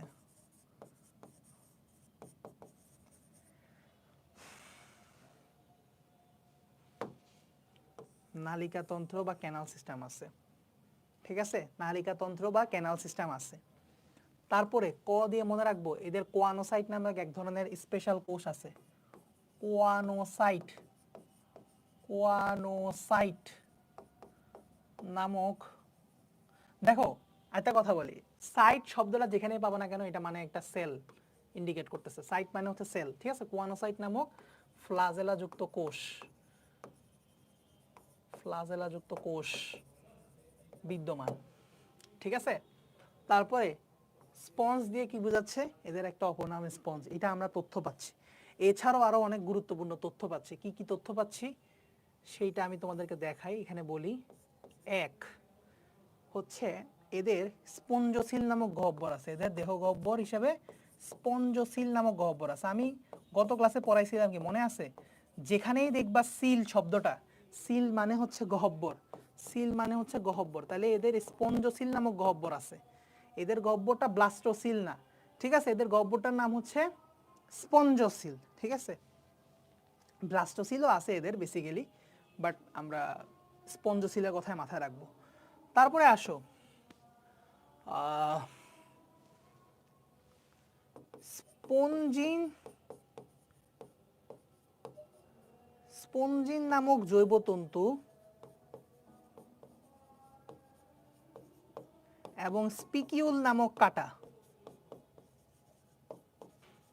একটু কঠিন লাগবে প্রথম প্রথম, কিন্তু কয়েকবার যদি নেমোনিক্সটা প্র্যাকটিস করো তোমার কাছে এটা পানির মতো সহজ হয়ে যাবে। তুমি দেখবা যে এমনি পয়েন্ট মনে থাকতেছে না, কিন্তু এই যে পড়াই দিতেছি না এমনি পয়েন্ট সব মনে থাকবে, কোনো না কোনোভাবে রিকল করে ফেলবা তুমি যে এই পয়েন্ট ছিল। স্পিকিউল নামক কাটা, এই দুইটা জিনিস দিয়ে তাদের বডি বা দেহ গঠিত। আমরা সংক্ষেপে লিখলাম যে তাদের বডিতে কি কি থাকতে পারে? স্পঞ্জিন নামক জৈবতন্তু অথবা স্পিকিউল নামক কাটা, ঠিক আছে, থাকতে পারে তাদের বডিতে অসংখ্য। আচ্ছা, আরেকটা হচ্ছে লাস্ট বলে দিচ্ছি, সেটা হচ্ছে সমুদ্রে, সেটা হচ্ছে অধিকাংশ সামুদ্রিক। এই পর্বের অধিকাংশ সামুদ্রিক। আজান দিচ্ছে, আমি এরপর একটু আজানের ব্রেক দিব, দাঁড়াও আজানটা শেষ হোক। তাহলে এদের অধিকাংশ হচ্ছে সামুদ্রিক, ঠিক আছে? তোমরা তুলো, 1 মিনিট পর আসতেছি।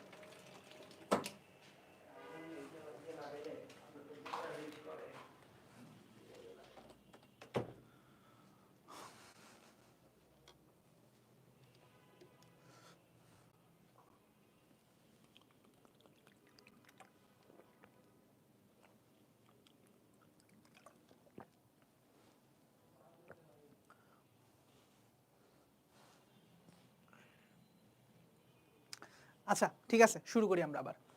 ওকে, সো যেটা বলতেছিলাম, শেষ করছিলাম যে এদের অধিকাংশ সদস্য হচ্ছে কি সামুদ্রিক। তো মোটামুটি তোমরা হজম করতে পারছো কিনা আমি জানি না, এখানে অনেকগুলা শব্দ আসছে, অনেকগুলা টার্ম আসছে, এই জন্য আমি বলছি এগুলো হচ্ছে অনন্য বৈশিষ্ট্য। সো অনন্য বৈশিষ্ট্যের মধ্যে এমন এমন অনেক উদ্ভট উদ্ভট ওয়ার্ড আসবে যেগুলো তোমার মাথার মধ্যে ডাইজেস্ট করতে প্রথম প্রথম কষ্ট হবে, তারপর আমি বুঝাই দিব যথাসম্ভব, ঠিক আছে, কোনো সমস্যা নাই। বাট আপাতত মনে রাখবা, তোমার আলটিমেটলি যখন তুমি রিভাইজ করবা, এই কিওয়ার্ডগুলোই তোমাকে সাহায্য করবে। তুমি যখন পড়ি আপু অনেক স্পঞ্জ সমুদ্রে তুমি মনে করে ফেলবা অদি অস্ট্রিয়া, তাহলে অস্ট্রিয়ার কথা মনে আসলে মনে করবে বলে ফেলবা এদের দেহ প্রাচীরে অসংখ্য ছিদ্র থাকে যেগুলোর নাম হচ্ছে অস্ট্রিয়া, তাহলে অস্ট্রিয়া নামক অসংখ্য ছিদ্র দুর্গ। তারপর বলবা যে এদের দেহের থেকে মানে সব জিনিসপত্র ওয়েস্ট ম্যাটেরিয়াল সহ যা আছে সব হচ্ছে মস্কুলার নামক ছিদ্রপথ দিয়ে বের হয়েছে। তারপরে দিয়ে নালিকাতন্ত্রের কথা মনে পড়বে যে ক্যানাল সিস্টেম আছে, এদের স্পেশাল ক্যানাল সিস্টেম আছে, ঠিক আছে না? সো ক্যানাল সিস্টেম আছে স্পেশাল। সো এই ক্যানাল সিস্টেম থাকে তাদের। তারপর ক দিয়ে কোয়ানোসাইট কোষের কথা মনে পড়বে, তারপরে স্পঞ্জ দিয়ে 3টা কথা মনে পড়বে, স্পঞ্জোসিল নামক গহ্বরের কথা, স্পঞ্জিন এবং স্পিকিউল নামক কাটার কথা। ঠিক আছে, সমুদ্রে দিয়ে মনে পড়বে অধিকাংশ সামুদ্রিক। এখন তোমাদেরকে একটা ডিসক্লেইমার দিই, খুবই মনোযোগ দিয়ে শুনবা। তোমাকে এমসিকিউ প্রশ্ন কি বলছে তুমি বারবার খেয়াল করবা। তোমাকে কি জিজ্ঞেস করছে, কি এই পর্বের কোন পর্বের অধিকাংশ সামুদ্রিক, এই প্রশ্নটা বললে উত্তর হবে কি? উত্তর হবে পরিফেরা। কিন্তু যদি বলে কোন পর্বের সবাই সামুদ্রিক, খুবই খুবই মনোযোগ দিয়ে মাথায় রাখো, নোটাবেন, বিশেষ দ্রষ্টব্য। যদি বলে কোন পর্বের সবাই সামুদ্রিক, কোন পর্বের সবাই সামুদ্রিক, তাইলে অ্যান্সার কিন্তু আর পরিফেরা হবে না, অ্যান্সার ঘুরে গেছে। অ্যান্সার হবে এখন কি জানো? একাইনোডার্মাটা। তাহলে এখন সবাই যারা ক্লাস করতেছো সবাই, each and everyone, please comment যে আমি যদি বলি কোন পর্বের সবাই সামুদ্রিক, তাহলে দেখো সবাই সামুদ্রিক কোনটা, হাইফেন দিয়ে লেখো। সবাই সামুদ্রিক বললে অ্যান্সার কি হবে? অধিকাংশ সামুদ্রিক বললে কি অ্যান্সার হবে এটা লেখো। আমি এটা যখনই তোমার পরীক্ষায় দিব না, 100% স্টুডেন্ট ভুল করে, এটা এই হলো অবস্থা। ঠিক আছে, বাট এখন তোমরা যাতে ভুল না করো, পরীক্ষা যেমন কোশ্চেন হোক না কেন তোমরা যাতে ভুল না করো। ঠিক আছে, তো ওখানে আমরা একটু জিনিসপত্রে আসি, কি বুঝাবো না বুঝাবো। সবাই কমেন্ট দেখতে চাই, কমেন্ট করো।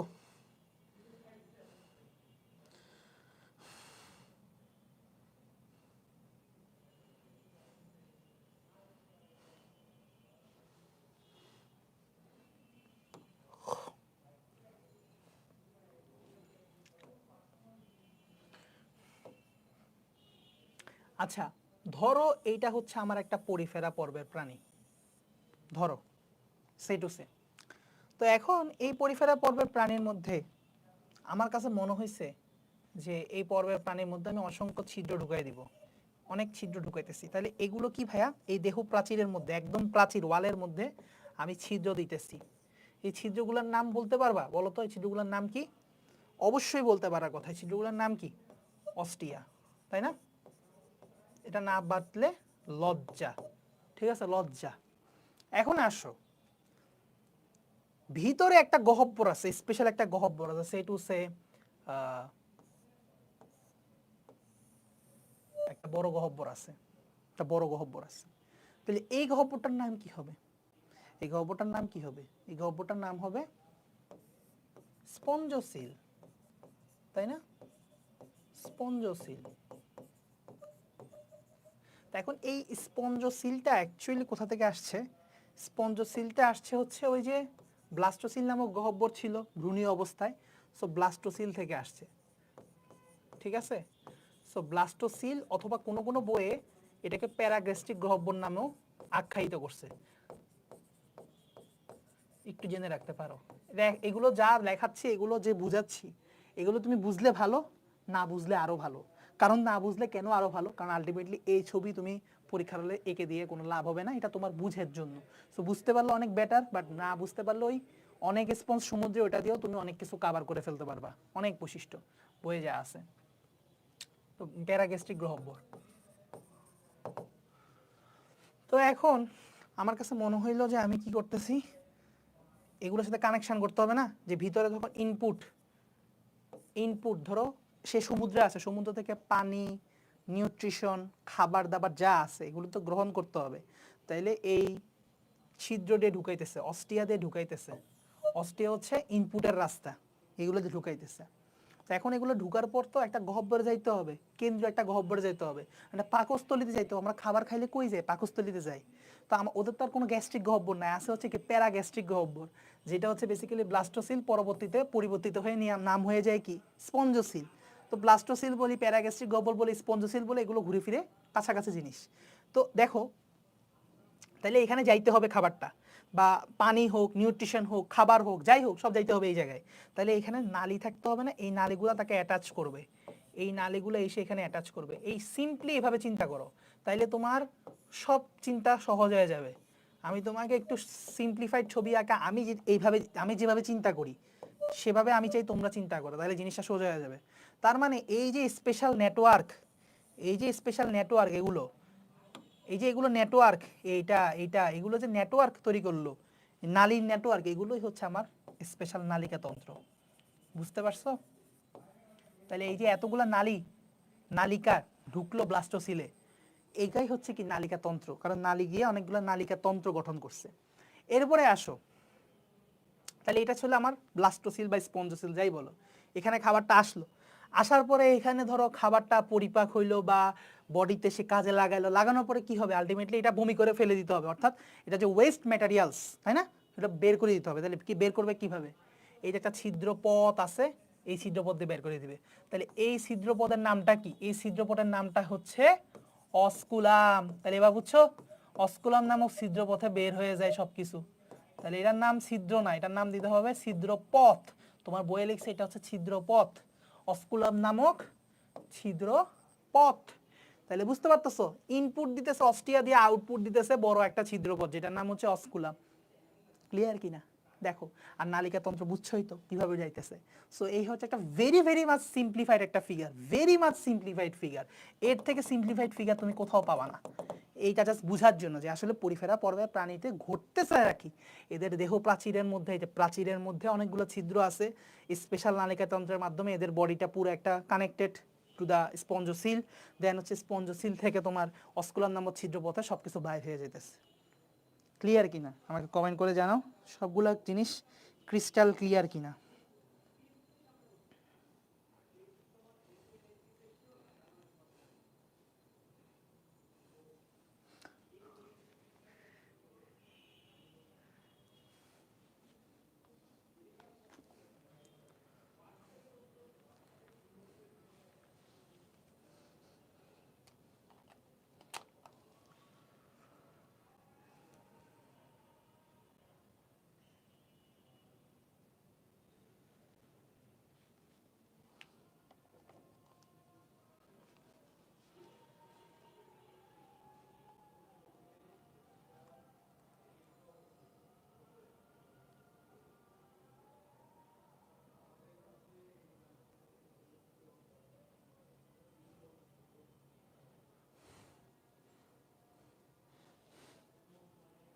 আচ্ছা, ভিডিও মনে হয় একটু কিছুক্ষণের জন্য স্টাক হয়েছিল, আন্তরিকভাবে দুঃখিত। এখন কি ঠিক হয়েছে কিনা দেখি, বুঝতে পারতেছি না।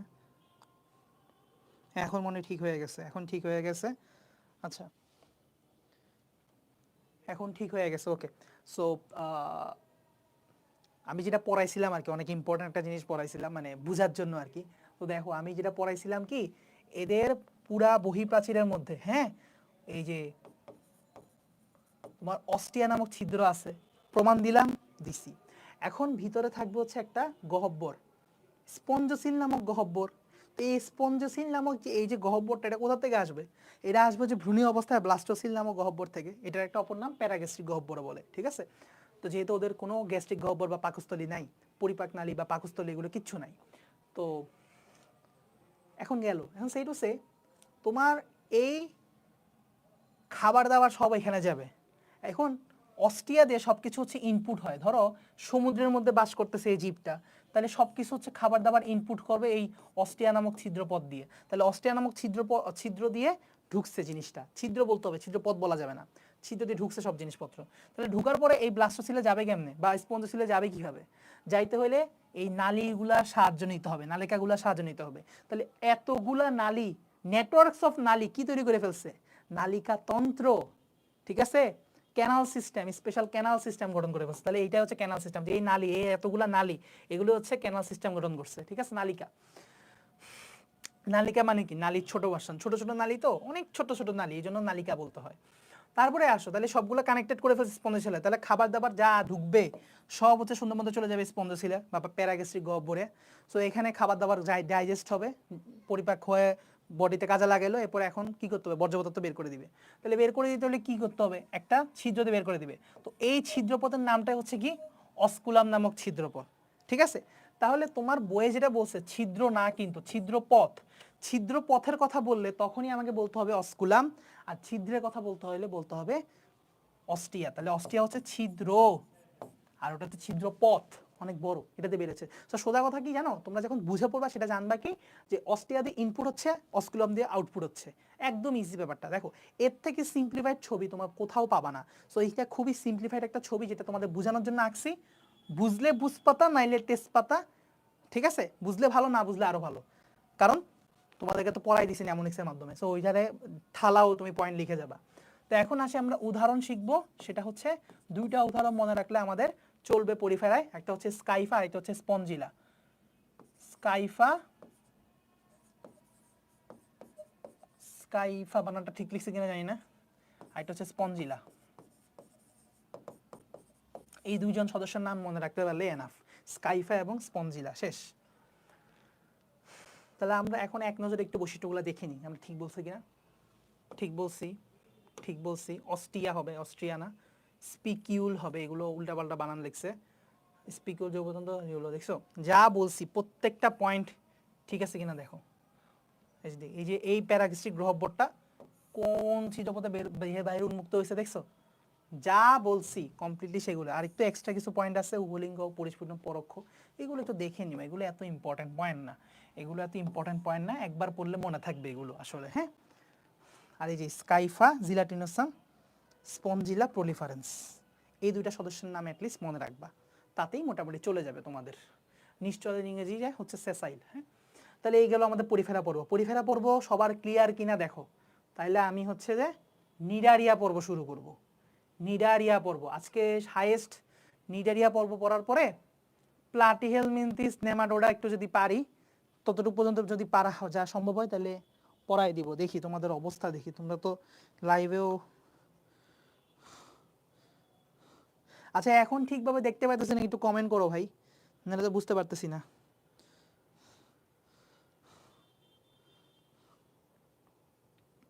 যদি আমি দেখতেছি এখানে সব ঠিক আছে।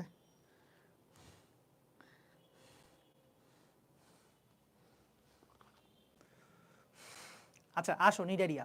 সো নিডারিয়া পর্বের ক্ষেত্র প্রথমে আমরা শুরুতে কি বলবো, এদের অপর নাম। তো এদের অপর নামটা খেয়াল করো, এদেরকে বলা হয় সমুদ্রের ফুল। এদেরকে বলা হয় সমুদ্রের ফুল, ফ্লাওয়ার অফ সি। তাহলে নিডারিয়া পর্ব অপর নাম কি, ফ্লাওয়ার অফ সি, ক্লিয়ার। বা সমুদ্রের রেইন ফরেস্ট। এখন এখানে একটু ঝামেলা আছে, সমুদ্রের রেইন ফরেস্ট ডিরেক্ট নিডারিয়া ডাকে না, নিডারিয়াদেরকে ডাকে না। নর্মালি নিডারিয়া পর্বের মধ্যে হচ্ছে প্রবাল প্রাচীর পড়ে। কারা? প্রবাল প্রাচীর। এই প্রবাল প্রাচীরগুলোকেই মূলত সমুদ্রের রেইন ফরেস্ট বলে। বাট তুমি যদি বলো অ্যাকচুয়ালি নিডারিয়া পর্বের অপর নাম সমুদ্রের রেইন ফরেস্ট, এটা খুব বড় একটা অন্যায় না, খুব বড় একটা পাপ না। তাই তুমি আসলে সমুদ্রের রেইন ফরেস্টটাও মাথায় রাখবা, সমুদ্রের রেইন ফরেস্ট বা সমুদ্রের ফুল। বাট এদের একদম সবচেয়ে কমন নাম হচ্ছে সমুদ্রের ফুল, ফ্লাওয়ার অফ সি। ঠিক আছে, পড়াইছি না? তাহলে সবাই কমেন্ট করো, সবাই কমেন্ট করো সমুদ্রের ফুল কাকে বলা হয়। সবাই কমেন্ট করো ফ্লাওয়ার অফ সি, সমুদ্রের ফুল কাকে বলা হয়। কারণ এখনই আমি তোমাকে একটা কন্ট্রোভার্সি জিনিস বলাবো, সেটা হচ্ছে সমুদ্রের ফুলের সাথে যেটা তোমার খুব কনফিউশন লাগবে সেটা হচ্ছে সাগর ফোয়ারা। এই নামে আরেকটা জিনিস আছে, সাগর ফোয়ারা। কি আছে ভাইয়া? সাগর ফোয়ারা। এই সাগর ফোয়ারা কাদেরকে ডাকা হয় তোমরা কি জানো? তুমি মনে করতে পারো সমুদ্রের ফুল আর ফোয়ারা তো সেমই হবে, না রে ভাই। এটা হচ্ছে ফাউন্টেন, ফোয়ারার ইংরেজি হচ্ছে ফাউন্টেন, নট ফ্লাওয়ার। ফুল না, ফোয়ারা মানে হচ্ছে ফাউন্টেন, ঝর্ণা, সমুদ্রের ঝর্ণা। তাহলে সমুদ্রের ঝর্ণা বা মানে সাগর ফোয়ারা কাদেরকে ডাকে জানো? এটা হচ্ছে ইউরোকর্ডাটার প্রাণীদেরকে। ঠিক আছে, তাহলে এবার ওইটা কমেন্ট করা শেষ হইলে এবার এটা কমেন্ট করো, সাগর ফোয়ারা বলবো হচ্ছে ইউরোকর্ডাটাকে। দুইজনের মধ্যে আমরা প্যাচ লাগাবো না, দুইটা আলাদা আলাদা করে মুখস্থ রাখবো। সমুদ্রের ফুল বলবো নিডারিয়াদেরকে, সাগর ফোয়ারা বলবে ইউরোকর্ডাটাদেরকে। দেখো এভাবে যদি তুলনা করে পড়াই, তোমরা কি কখনো ভুল করার সম্ভাবনা আছে? নাই, ইনশাল্লাহ নাই। একটু ভালো করে পড়লেই তোমরা ভুল করবা না। অধিকাংশ সামুদ্রিক কাকে বলবো? পরিফেরা। সবাই সামুদ্রিক কাকে বলবো? এখাইনোডার্মাটা। ঠিক আছে, সমুদ্রের ফুল কাকে বলবো? নিডারিয়া। সাগর ফোয়ারা কাকে বলবো? ইউরোকর্ডাটা। ঠিক আছে, আর ভুল করার কোনো চান্স নাই। আচ্ছা, এখন আমরা আমাদের মতো করে পড়বো যে নিডারিয়া পর্বের বৈশিষ্ট্যগুলা, তারপর আমরা মিলাই নিব। আসো আমরা নিজেদের মতো করে পড়ি। নিডারিয়া অপর নাম কি? সমুদ্রের ফুল।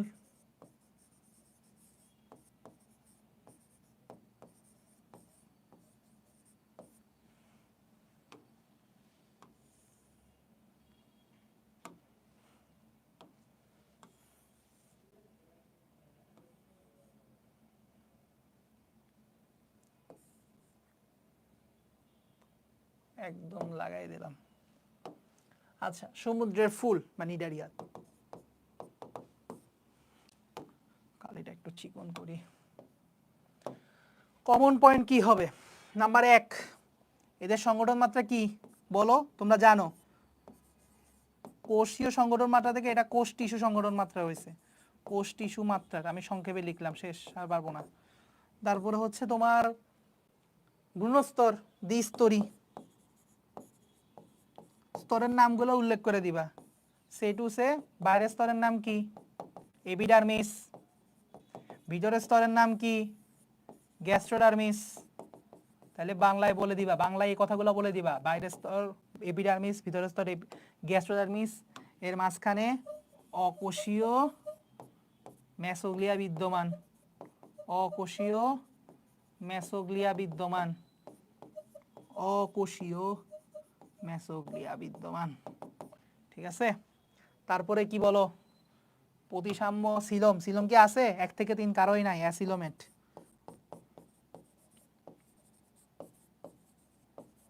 তারপরে আসো, কি পড়াবো? প্রতিসাম্যতা বা প্রতিসাম্য। এটা কি হবে? নিজারিয়া বলছিলাম ওরিও। ওরিও ইংলিশে বললে রেডিয়াল। ঠিক আছে? দ্বিস্তরী বা ইংলিশে বললে কি হবে? ডিপ্লোব্লাস্টিক, তাই না? Diploblastic animal. আচ্ছা, ওকে, মোটামুটি এগুলো। আচ্ছা, এটাকেও একটু সরাই এদিকে নিয়ে যাই।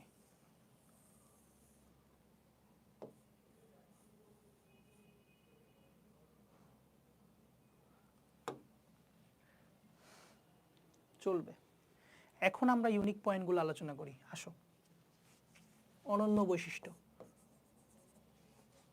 বা একটু বড় করি। অনন্য বৈশিষ্ট্য কেন মনে রাখবো? টেকনিক আছে, টেকনিকটা বলি। টেকনিক ভাইয়া যেভাবে মনে রাখাই দিব সেটা হচ্ছে, টেকনিকটা কি বলতো? টেকনিকটা হচ্ছে পলির পলির পলি নামক একজন মেয়ে আছে। আসলে আমাদের সাথে একটা ব্যাচমেট মেয়ের নামই ছিল পলি। হ্যাঁ, সো পলি নামক একটা মেয়ে, সে হচ্ছে একটা, তার পেট বা পোষা প্রাণী হচ্ছে নিডারিয়া। সো তার নিডারিয়া নামক একটা প্রাণী ছিল। কি ছিল? নিডারিয়া নামক একটা প্রাণী ছিল। যেগুলো বড় হাতের লিখছি কারণে লিখছি। নিডারিয়া নামক একটা প্রাণী ছিল যেটা বিষ খেয়ে মরে গেছে। ঠিক আছে? যেটা মানে ইঁদুর মারার জন্য বিষ আনছিল, ইঁদুর মারার বিষ খেয়া তার পোষা প্রাণী বিড়াল মরে গেছে। ব্যাপারটা এমন, ওই যে টম এন্ড জেরিতে দেখো না, যে টম এন্ড জেরিতে কি হয়, যে হওয়ার কথা বিড়াল ইঁদুরে মারার কথা, কিন্তু দেখা যায় ডমিনেট করতেছে কি জেরি, অর্থাৎ টমের উপর সে ভারী পড়ে, অর্থাৎ ইঁদুর বিড়ালকে অবস্থা খারাপ করে ফেলে। ঠিক আছে? সো বিড়াল এখানে উল্টা আহত হয়ে যায়। তো ব্যাপারটা এমনই, ঘরের মালিক আছে হচ্ছে ইঁদুর মারার জন্য বিষ, ইঁদুর মারার বিষ খেয়ে বিড়াল মরে গেছে। ঠিক আছে? কি আইরনিক্যাল ব্যাপার স্যাপার। তো এই হলো ঘটনা। সো পলির নিডারিয়া হচ্ছে বিষ খেয়ে মরে গেছে। তাহলে পলির নিডারিয়া মরে বিষে, এভাবে মনে রাখবো আমরা। ঠিক আছে? বিষ খেয়ে মরে গেছে। এই হলো আমাদের টেকনিক। এখন টেকনিক থেকে আমরা কি কি বের করবো? আসো আস্তে আস্তে দেখি, তাড়াহুড়ার কিছু নাই। পলি দিয়ে আমরা মনে রাখবো পলিপ নামক একটা দশা আছে। পলিপ দশার কথা মনে রাখবো। দুইটা দশা আছে এদের লাইফ, পলিপ দশা এবং আরেকটা হচ্ছে মরে দিয়ে মেডুসা দশা। এদের লাইফে দুইটা দশা আছে। এখন প্রবলেমেটিক পার্ট হচ্ছে এই দুইটা দশা বা লার্ভা দশা যাই বলি না কেন, এই দুইটা দশা মধ্যে একটা হচ্ছে স্থির দশা, মানে এই ক্ষেত্রে প্রাণীরা থাকে নিশ্চল। ওই যে পরিফেরা যেরকম সেসাইল ছিল, পরিফেরা পূর্ণাঙ্গ প্রাণীরা সবসময় নিশ্চল থাকে, ওদের মধ্যে কোনো দশামশা নাই, সবসময় নিশ্চল, কোনো একটা বস্তুর সাথে স্থায়ীভাবে সংযুক্ত থেকে তারা সমুদ্রের মধ্যে ফ্লোট করতে থাকে। তো এদের ক্ষেত্রে স্থির অস্থির আছে ব্যাপারটা, স্থির অস্থির, অস্থির মানে হচ্ছে চলমান সাঁতারু, মুক্ত সাঁতারু। তো কে সাঁতারু হবে আর কে স্থির হবে বা স্থবির হবে, তাহলে এখন এটা মনে রাখার উপায় কি? মনে রাখার একটা টেকনিক বলি। আমি ছোটবেলায় গোলাই ফেলতাম, কিন্তু এই টেকনিকটা আমি যখন পড়ানো শুরু করছি স্টুডেন্টকে, তখন থেকে আমি আর নিজেও গোলাই না। সেটা হচ্ছে কি যে দেখো, আমরা জানি যে ফুটবল খেলার মধ্যে একজন খুবই বিখ্যাত প্লেয়ারকে মেসি, তাই না? খুবই একজন বিখ্যাত প্লেয়ার হচ্ছে মেসি, তাই না? মেসির নাম শুনে না এমন প্লেয়ার খুবই কম, মানে এমন মানুষজন খুবই কম। সো মেসি এই মানুষটা কিরকম? এই খুব সচল, তাই না? সো স দিয়ে হচ্ছে সচল আর ম দিয়ে হচ্ছে মেডুসা। তাইলে ভুলার তো কোনো সম্ভাবনাই নাই যে মেডুসা যে সচল, তাহলে মেডুসা হচ্ছে আমাদের সচল দশা, শেষ। সচল বা মুক্ত সাঁতারু দশা, শেষ। আর তাহলে এটা কি হবে? স্থির দশা, শেষ। টেকনিক পেয়ে গেছো, তাহলে এমসিকিউ তোমার আর ভুল হওয়ার কোনো সম্ভাবনাই নেই। এখন আসো, সি দিয়ে কি বোঝাচ্ছে? সি দিয়ে ভেরি ইম্পর্টেন্ট, তাদের একটা গহ্বর থাকে। আগে ছিল স্পঞ্জসিল নামক গহ্বর, এখন এখানে কি পাবো? এইখানে পাবো সিলেন্টেরন নামক গহ্বর। এই সিলেন্টেরন নামক গহ্বরটা অ্যাকচুয়ালি কি? এটা অ্যাকচুয়ালি কি? এটা অ্যাকচুয়ালি গ্যাস্ট্রোভাস্কুলার ক্যাভিটি। এটা অ্যাকচুয়ালি গ্যাস্ট্রোভাস্কুলার ক্যাভিটি। এটা আসলে গ্যাস্ট্রোভাস্কুলার ক্যাভিটি। এটা কি ভাইয়া? এটা আসলে গ্যাস্ট্রোভাস্কুলার ক্যাভিটি। তাহলে গ্যাস্ট্রোভাস্কুলার ক্যাভিটি বাংলা করলে কি হয়? গ্যাস্ট্রো মানে পরিপাক, ভাস্কুলার মানে সংবহন, ক্যাভিটি মানে গহ্বর, শেষ, বাংলা করে ফেলাইছি। তাহলে বলতে হবে এদের দেহে সিলেন্টেরন নামক পরিপাক, সংবহন, গহ্বর থাকে। এটার কাজ কি? এটা কাজ এ নিজেই বলতেছে। এটার কাজ কি? এটা সে নিজেই বলতেছে। এটার কাজ হচ্ছে পরিপাক করা আর সংবহনের কাজ করে, শেষ। বলবা যা পরিবহন এবং যা পরিপাক এবং সংবহনের কাজে নিয়োজিত, শেষ। আরেকটা লাইন হয়ে গেল, মানে অ্যাড হয়ে গেল। তাহলে এটার কাজ কি? বুঝছো? সিলেন্টেরনটা ভেরি ভেরি ইম্পর্টেন্ট পয়েন্ট। তুমি নিডারিয়ার বৈশিষ্ট্য বলতেছো, বাট সিলেন্টেরনে কোনো উচ্চারণও করো নাই, এক নাম্বারও পাবা না। ব্যাপারটা এমন, টিচার খুবই ডিসইমপ্লেস, মানে তোমার প্রতি ডিসঅ্যাপয়েন্টেড হবে। ন দিয়ে নিডোব্লাস্ট নামক কোষ, এটাও আরেকটা মোস্ট ইম্পর্টেন্ট একটা কথা। নিডোব্লাস্ট নামক কোষ অথবা নিডোসাইট নামের একটা কোষ।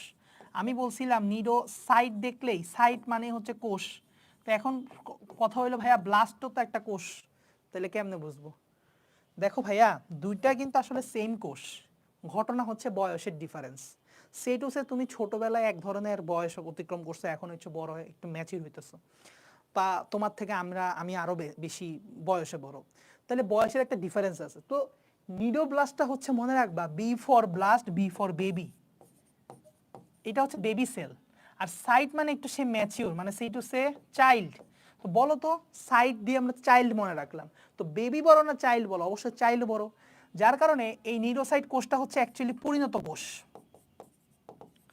বা মোর ম্যাচিউর সেল, আর এইটা একটু অপরিণত। তাহলে দুজনের মধ্যে ডিফারেন্স এতটুকুই।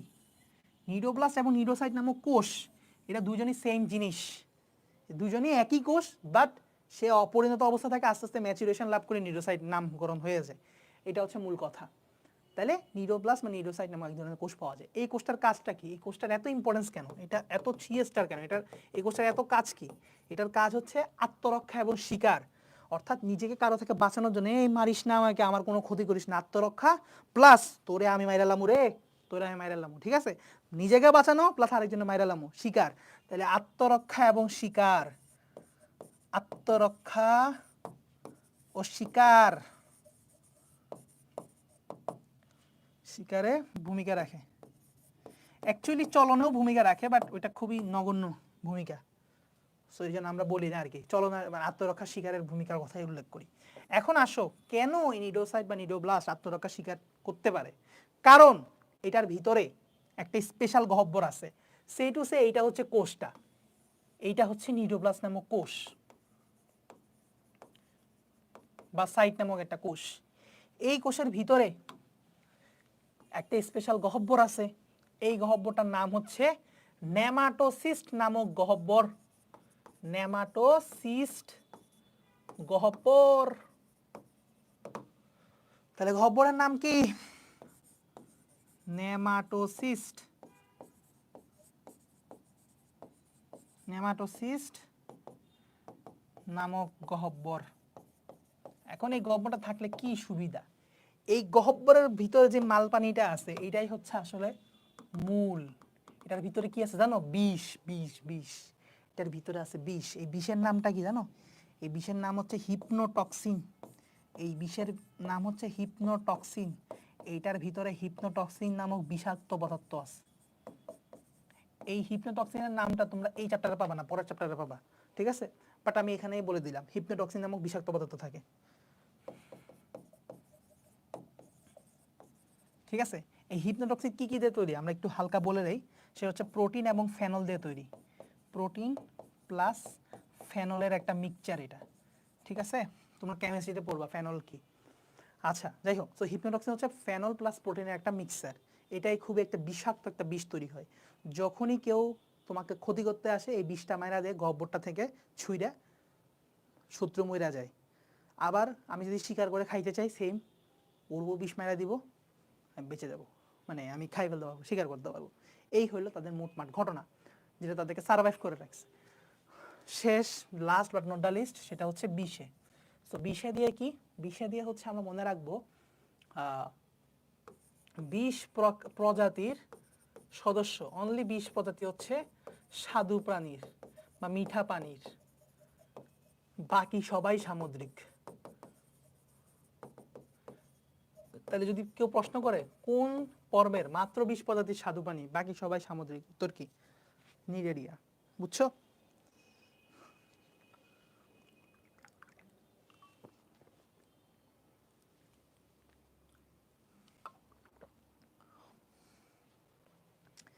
আশা করি বুঝছো, ঠিক আছে?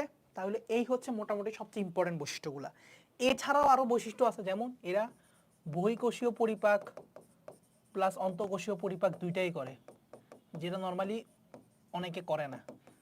বহিঃকোষীয় অন্তঃকোষীয় পরিপাক দুইটাই তাদের দ্বারা সম্ভব। এটা একটা ভালো পয়েন্ট, যেটা এক্সট্রা চাইলে মনে রাখতে পারো।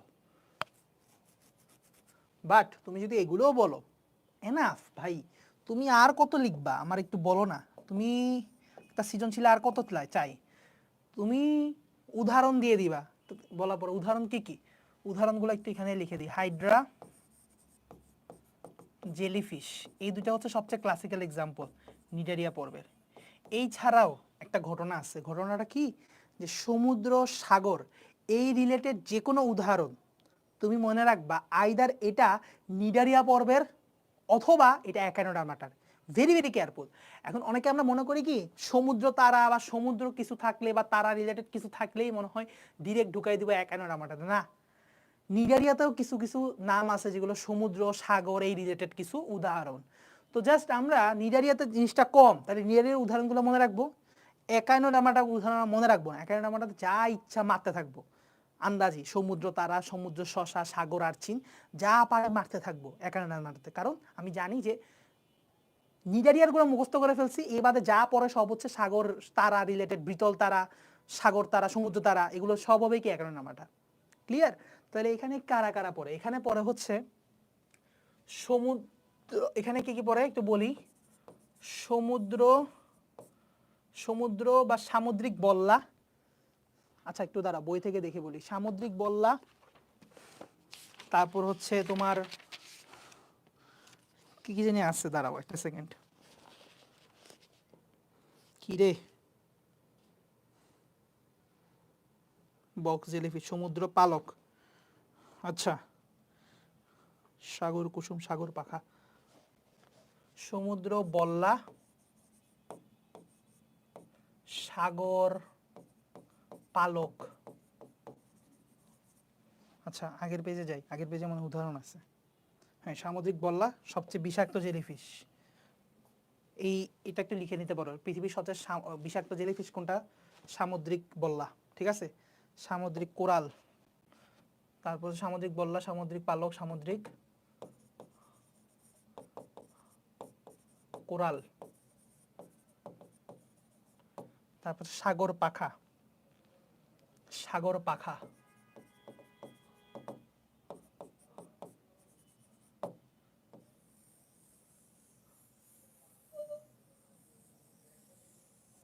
ঠিক আছে। এই হলো এই উদাহরণ। তাইলে মনে রাখবো যে হাইড্রা এবং জেলিফিশ সবচেয়ে মোস্ট ইম্পর্টেন্ট উদাহরণ, সবচেয়ে কমন উদাহরণ। এই বাদে সমুদ্র রিলেটেড কিছু ওয়ার্ড আছে, যেমন সমুদ্র পালক, এটা কি সাগর পালক দিচ্ছি নাকি বলে, সাগর পালক না, সমুদ্র পালক হবে, সরি।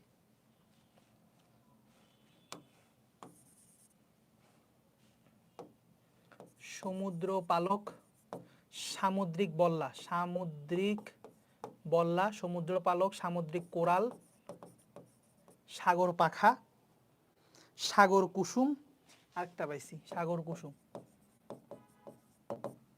তো এই বাদে যা পাবা সমুদ্র কিংবা তারা রিলেটেড সব হবে একানোড্রামাটা। ক্লিয়ার? এটা একটা টেকনিক।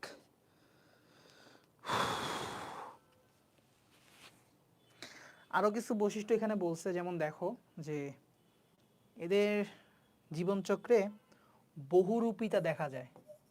বহুরূপিতা, এই ওয়ার্ডটা জাস্ট মাথায় রাখবা, এরা বহুরূপিতা দেখায়, এই একটা ওয়ার্ড জাস্ট মাথায় রাখবা, বহুরূপিতা দেখায়। আর হচ্ছে আরেকটা কি যে মনে রাখতে পারো, সেটা হচ্ছে এদের লার্ভা দশা হচ্ছে প্লানুলা, প্লানুলা নামক লার্ভা দশা। এদের লার্ভা দশার নামটা হচ্ছে প্লানুলা। তা আলাদা করে দুইটা নাম আমরা জাস্ট মনে রাখতে পারি। প্লানুলার বহুরূপিতার কথা আমরা চাইলে আলাদা দুটা পয়েন্ট হিসাবে মনে রাখতে পারি, আর মনে না রাখলেও সমস্যা নাই, যতগুলো পয়েন্ট লিখছো বহুত। এখন তুমি এমসিকিউর খাতিরে একটু মনে রাখবা প্লানুলা নামক লার্ভা দশা, কারণ দেখো পয়েন্ট অনেক কম লেখো নাই, 1 2, এটার মধ্যে আরো দুই লাইন লেখা আছে, 3 4 5 6 7 8, তারপর 9 10, এখানে অনেকগুলো লেখা আছে, লিখলে বহুত লেখা। ঠিক আছে, একটা কথা বলি, একটা এমসিকিউ আসে যে দংশন অঙ্গাণু কাকে বলা হয়। আমি যদি অপশানে নিডোব্লাস্টো দিই, নেমাটোসিস্টো দিই, তুমি কোনটা দেখাবা? সবাই একটু কমেন্ট করো, আমি দেখি একটু একটু পজ নে ভাইয়া। তো সবাই কমেন্ট করো যে দংশন অঙ্গাণু কাকে বলবো, নেমাটোসিস্টকে নাকি নিডোব্লাস্টকে? তোমরা নিজের বুদ্ধি খরচ করে অ্যান্সার করো, বই দেখার দরকার নাই। বই না দেখে নিজের বুদ্ধি থেকে অ্যান্সার করো প্লিজ। আই রিকোয়েস্ট এভরিওয়ান, যারা ক্লাস দেখতেছো একটু অ্যান্সার করো, দংশন অঙ্গাণু কাকে বলবো, নেমাটোসিস্টকে না নিডোব্লাস্টকে? জিনিসটা অনেক কঠিন করে দিছি। ততক্ষণে আমরা প্লাটিহেলমিনথিস, নেমাটোডা এগুলো নিয়ে একটু ব্রিফিং দেই।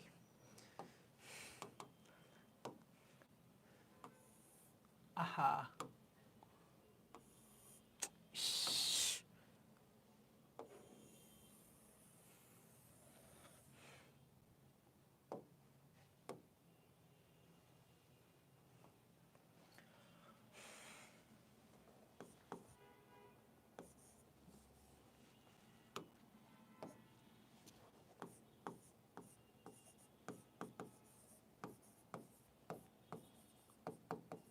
আমরা আজকে ক্লাসে সেটাই শেষ করব সম্ভব, এইটাই প্লাটিহেলমিনথিস নেমাটোডা। এরপর আর আমরা আগাবো না, বহুত পড়ছি বহুত পড়ছি।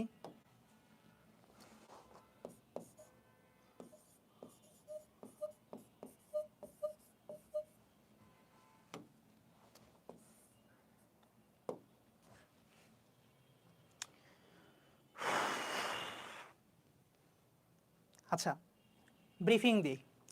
প্লাটিহেলমিনথিস এবং নেমাটোডা দুইজনের অপর নাম পরে কথা বলি আমরা, কিন্তু এরা দুইজনই হচ্ছে কি কৃমি, এরা দুইজনই কি জাত কৃমি। যেমন প্লাটিহেলমিনথিস শব্দটার মধ্যে প্লেট শব্দটা আছে, প্লেট শব্দের অর্থ হচ্ছে চেপটা। সো এই জন্য হেলমিন্থ মানে হচ্ছে কৃমি। দেখো হেলমিন্থ শব্দের অর্থ হচ্ছে কৃমি, নেমাটোডা কিন্তু নেমাথেলমিনথিসের একটা সংক্ষিপ্ত রূপ। সো এখানেও হেলমিনথিস শব্দটা আছে, তাইলে তার অপর নাম হচ্ছে চেপটা কৃমি, তার অপর নাম হচ্ছে গোল কৃমি বা সুতা কৃমি। ইংলিশে বললে round warm or thread warm, এটার ইংলিশ বললে চ্যাপ্টা মানে ফ্ল্যাট ওর্ম, ফ্ল্যাট ওর্ম। ঠিক আছে, আচ্ছা এখন তোমাকে একটা কথা বলি, মনে রাখবা পতে প্লেটিহেলমিনথিস, পথে পরজীবী। এদের কৃমি সর্বদাই পরজীবী হয়। কিন্তু এই কৃমি আর এই কৃমির মধ্যে একটা ডিফারেন্স যেটা, সেটা হচ্ছে এরা মুক্তজীবীও হইতে পারে, পরজীবীও হইতে পারে। সো এরকম ডিফারেন্স করে তোমরা পড়তে পারলে তাহলে দেখবা যে খুবই সহজে মুখস্থ করতে পারতেছো, কোনো ঝামেলাই হইতেছে না। এদের কৃমিগুলো আইদার মুক্তজীবী পরজীবী হইতে পারে, প্লাটিহেলমিনথেসিস কৃমি অলওয়েজ পরজীবী হয়, আরেকজনের উপর ডিপেন্ড করে বেঁচে থাকে। ঠিক আছে? আচ্ছা,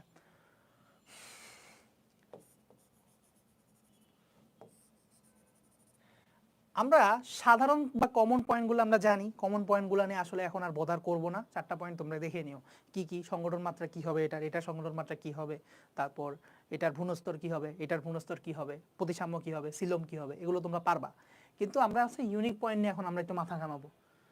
হ্যাঁ, তো ইউনিক পয়েন্ট নিয়ে মাথা ঘামানোর আগে দুইজনের মাঝখানে একটা কমন বৈশিষ্ট্য নিয়ে কথা বলি। হ্যাঁ, সেই কমন বৈশিষ্ট্যটা কি?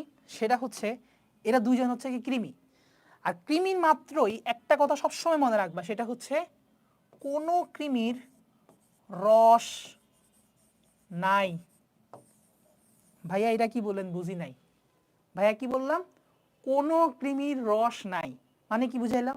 মানে বুঝাইলাম রক্ত সংবহন তন্ত্র, রক্ত সংবহন তন্ত্র। সতে বুঝাইলাম একটু জোর করে তালবেশ্য বানাইয়ে শ্বসন তন্ত্র। তাহলে কোনো কৃমির রস নাই মানে প্লাটিহেলমিনথেসেরও রক্ত সংবহন তন্ত্র, শ্বসন তন্ত্র নাই, এরও এই দুইটা তন্ত্র নাই। ক্লিয়ার? আমরা 2টা পয়েন্ট অলরেডি পড়ে ফেলাইছি। ঠিক আছে?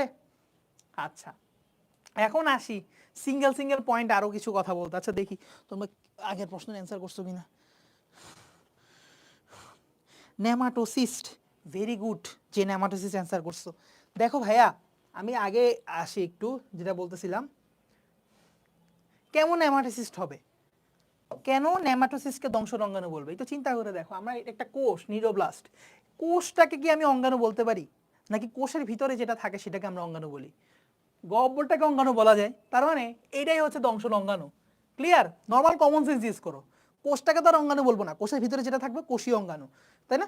দংশন অঙ্গাণু। আচ্ছা গেল। এখন আমরা নেমাটোডার বৈশিষ্ট্যগুলো যদি মনে রাখতে পারি, এক্স্যাক্টলি এটার উল্টা পয়েন্টগুলো হয় ম্যাক্সিমাম ক্ষেত্রে কি প্লাটিহেলমিনথেসের পয়েন্ট। নেমাটোডা কেমনে মনে রাখবো? মনে রাখার একটা টেকনিক বলি। টেকনিকটা কি? আসো, টেকনিকটা হচ্ছে নে মা টো ডা, শেষ। ভাই কি বললেন? বুঝলাম না। হ্যাঁ আসলে এইভাবে পড়লেই শেষ হয়ে যাবে। শিওর ভাইয়া? হ্যাঁ শিওর ভাইয়া, এমনি পড়লে শেষ হয়ে যাবে। বিশ্বাস রাখো, ঠিক আছে? বিশ্বাস রাখো।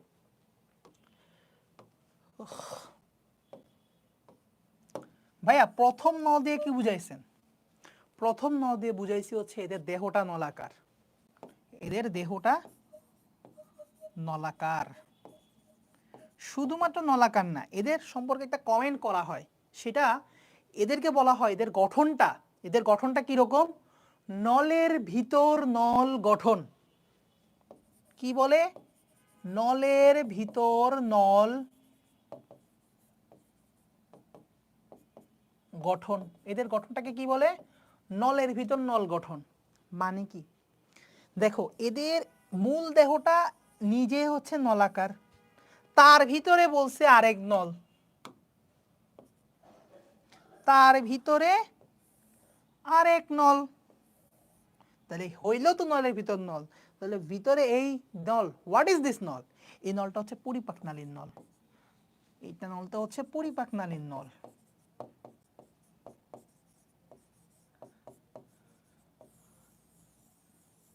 এখন এই পরিপাক নালী নিয়ে আমরা চাইলে অনেকগুলো কমেন্ট করতে পারি। এক, তুমি নিজের চোখে দেখতেছো এটা নলাকার, করো কমেন্ট যেটা দেখতেছো চোখের সামনে, তাহলে পরিপাক নালীটা নলাকার। আরেকটা কমেন্ট করো, এটার মুখ ছিদ্র দেখতেছি, পায়ু ছিদ্র দেখতেছি, দুইটা ছিদ্র দেখতেছি, দুইটা ছিদ্র দেখতেছি। তার মানে এদের মুখছিদ্র পায়োছিদ্র বিদ্যমান। মনে রাখবা যে পরিপাকনালীতে মুখছিদ্র পায়োছিদ্র দুটো থাকবে তাকে আমরা বলবো সম্পূর্ণ পরিপাকনালী। পরিপাকনালী কি সম্পূর্ণ, কেন মুখছিদ্রও আছে পায়োছিদ্রও আছে। আচ্ছা জানি না লেখা দেখতে পাচ্ছ কিনা, আমি একটু চেক দেই বোর্ডে লেখা দেখতে পাচ্ছ কিনা, একটু চেক দেই। হ্যাঁ দেখতে পাচ্ছ। তাইলে মুখছিদ্রও থাকবে পায়োছিদ্র থাকবে, এই জন্য এটাকে বলবো কি পরিপাকনালী সম্পূর্ণ নলাকার। এবং খেয়াল করো নল নালীটাকে কোথাও বাঁকাইছে, পুরোপুরি স্ট্রেট গেছে না, এই জন্য তো নলের ভিতর নল। তাইলে সোজা। 3টা কমেন্ট করে ফেললাম পরিপাকনালী নিয়ে, এক্স্যাক্টলি যা দেখতেছি তাই বলতেছি, একটা কথা বানাই বলতেছি না, একটা কথা মুখস্থ করে বলতেছি না, যা দেখতেছি তাই বলতেছি।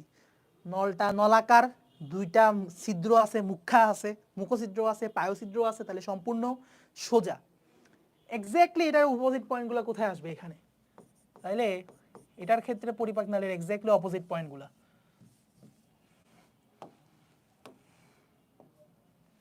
তাহলে এটার ক্ষেত্রে পরিপাকনালী কি হবে বলো, উল্টা করে দাও সবকিছু। পরিপাকনালী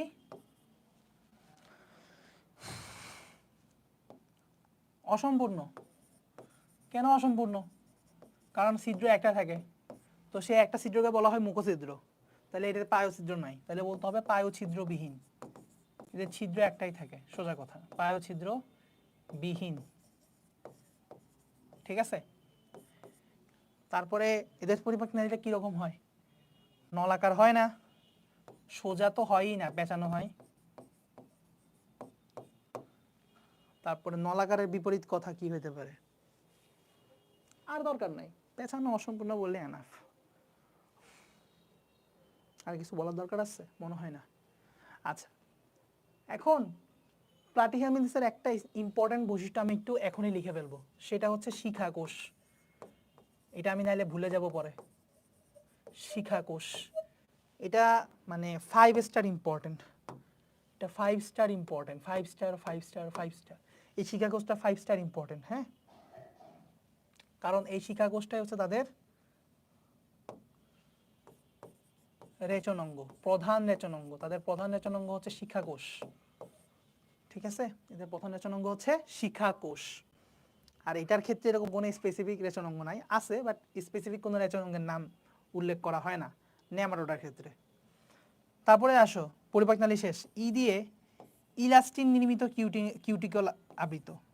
এদের দেহটা, এদের দেহ ইলাস্টিন নির্মিত কিউটিকল আবৃত।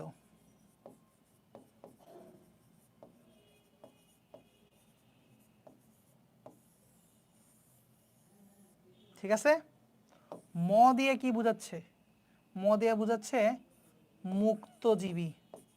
এদের কৃমি মুক্তজীবী অথবা পরজীবী। আচ্ছা এটা লিখছি তাই না, অথবা পরজীবী, আবার লিখলাম।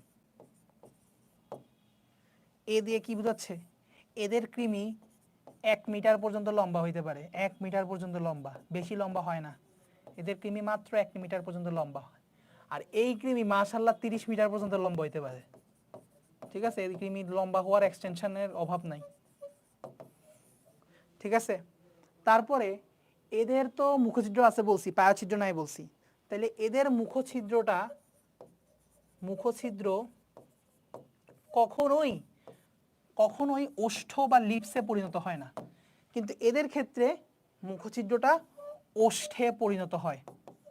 ওষ্ঠ মানে তো বুঝোই লিপস, লিপসে কনভার্ট হয়। আমাদের যেরকম মুখছিদ্রে লিপস আছে, ওদের মুখছিদ্রে লিপস, এরকম একটা লিপস থাকে নেমাটোডার ক্ষেত্রে, প্লাটিহেলমিনথেসে হয় না। তাহলে মুখছিদ্রে ওষ্ঠ না হইলে আর কি থাকে সেখানে, সেখানে থাকতে পারে হুক, সেখানে থাকতে পারে সাকার, হুক বা সাকার, সাকারের ইংরেজি বাংলা কি চোষক, হুক অ্যান্ড সাকার। ঠিক আছে, এগুলো থাকে প্লাটিহেলমিনথেসে, কিন্তু এগুলোর ক্ষেত্রে নেমাটোডে এগুলো থাকবে না। নেমাটোডে মুখছিদ্রটা ওষ্ঠে পরিণত হবে। ঠিক আছে, মুখছিদ্র ওষ্ঠে পরিণত হবে, বৈশিষ্ট্যপূর্ণ ওষ্ঠে পরিণত হয়, মুখছিদ্র বৈশিষ্ট্যপূর্ণ ওষ্ঠে পরিণত হয়। তারপরে আসো ডিতে হচ্ছে ডাইমরফিজম। কিরকম dimorphism, sexual dimorphism. Dimorphism Bangla বললে যৌন দ্বিরূপতা। যৌন দ্বিরূপতা কি ভাইয়া? দেখো যৌন দ্বিরূপতা হচ্ছে এটা যে গঠন এবং বিভিন্ন বৈশিষ্ট্যর দিক থেকে নারী সদস্য এবং পুরুষ সদস্যের মধ্যে যে ভিন্নতা যদি থাকে তাহলে সেটাকে বলা হয় যৌন দ্বিরূপতা। যেমন আমার মানুষের মধ্যে যৌন দ্বিরূপতা আছে, যেমন মেল ফিমেল আলাদা, যেসব পর্বে মেল ফিমেল আলাদা তাদের ক্ষেত্রে যৌন দ্বিরূপতা দেখা যাচ্ছে, সেক্সুয়াল ডাইমরফিজম দেখা যাচ্ছে। তার মানে এই প্রাণীগুলো কিরকম হবে? এ ফর এক লিঙ্গ, অর্থাৎ ইউনিসেক্সুয়াল প্রাণী, অর্থাৎ মেল আলাদা ফিমেল আলাদা। কিন্তু এই কৃমিগুলো ভাই মাশাআল্লাহ উভলিঙ্গ হয়, অর্থাৎ হিজড়া, এদের মেল ফিমেল আলাদা না, ঠিক আছে? একটার মধ্যেই মেল ফিমেল দুইটা থাকে, মানে দুই জননাঙ্গ থাকে, আর এদের ক্ষেত্রে আলাদা এক লিঙ্গ। যেহেতু এখানে যৌন দ্বিরূপতা বা সেক্সুয়াল ডাইমরফিজম দেখা যায়। এই যৌন দ্বিরূপতার একটা শর্ট নোট আসবে, তোমার অনুধাবনমূলক প্রশ্নে আসতে পারে, তো এই জন্য একটু দেখে রাখিও সংজ্ঞাটা ভালো করে, সুন্দর করে সংজ্ঞা দেয়া আছে। বর্ণ, দেহর গঠন ইত্যাদি, আর কি কি জানি ইত্যাদি বেসিসে যদি নারী সদস্য পুরুষ সদস্যকে যদি আলাদা করা সম্ভব হয়, এটা হচ্ছে মূল কথা, ঠিক আছে? তাহলে আমরা মোটামুটি প্লাটিহেলমিন্থ এবং নেমাটোডার বৈশিষ্ট্য পড়ে ফেলছি, ইউনিক বৈশিষ্ট্যগুলো 4টা 5টা তো কমন পয়েন্ট, ওগুলো আমরা জানি, ওগুলো তোমরা বই থেকে দেখতে পারবা। তো এগুলো হচ্ছে আনকমন পয়েন্ট। দেখো তুলনা করে পড়লে খুবই সহজ। আর আমরা একটা জিনিস জানছি, কোনো কৃমির রস নাই, ঠিক আছে? কোনো কৃমির রস নাই, রক্ত সম্বন্ধনা শ্বসনতন্ত্র নাই। তো এখন ক্লাস মোটামুটি শেষ, মানে ক্লাস শেষ, রেকর্ডেড ভার্সন হইলে এই জায়গায় শেষ করে দাও, রেকর্ডেড যদি কেউ দেখো আর দেখার দরকার নাই। এখন তোমরা হচ্ছে যে যারা লাইভে আসো কমেন্ট করে আমরা জানাও যে ক্লাসের কোথাও কোনো সমস্যা আছে কিনা, কোনো টপিক বুঝতে সমস্যা হয়েছে কিনা। যদি সমস্যা না হয় ক্লাসটা শেষ করে দেবো। আর ক্লাসটা কেমন লাগছে দেখো তো, একটু ইজি হইতেছে কিনা, বইয়ে পড়াগুলোকে আগে পড়া ট্রাই করছে কিনা। যাই হোক, হয়তো ট্রাই করো নাই, ট্রাই করলে হয়তো বুঝতে যে আমি কি ফোর্থ দিয়ে জিনিস ছন্দগুলো বানাইছি বা বোঝানোর চেষ্টা করছি। এটা তোমার পড়া মিনিমাম 10 টাইমস ইজিয়ার করবে, ঠিক আছে?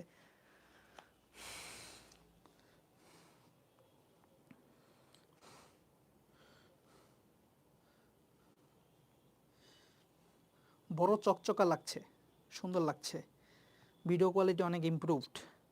কই কারো কমেন্ট দেখতেছি না, কেউ কি আদৌ লাইভে আছো ছোট্ট বন্ধুরা?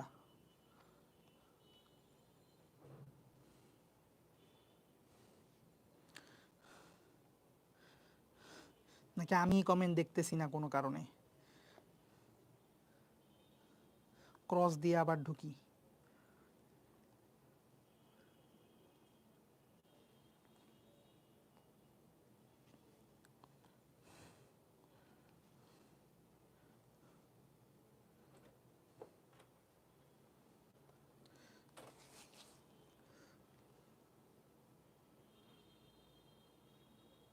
আচ্ছা ঠিক আছে, বুঝতে পারছি, কারো কোনো সমস্যা নাই, থাকলে তোমরা জানাইতা। তাহলে ক্লাস আজকের জন্য এতটুকুই সমাপ্ত করতেছি। পরবর্তীতে আমরা হচ্ছে যে বাকি ক্লাসটা আগামীকালকে ইনশাল্লাহ এই চ্যাপ্টারটা বাকিটা কমপ্লিট করে দেওয়ার ট্রাই করব, এবং এরপরে আমাদের ঈদের ছুটি শুরু হয়ে যাবে ইনশাল্লাহ, ঠিক আছে? তাহলে আল্লাহ হাফেজ সবাইকে, ভালো থাকো, কালকে এই টাইমে দেখা হচ্ছে।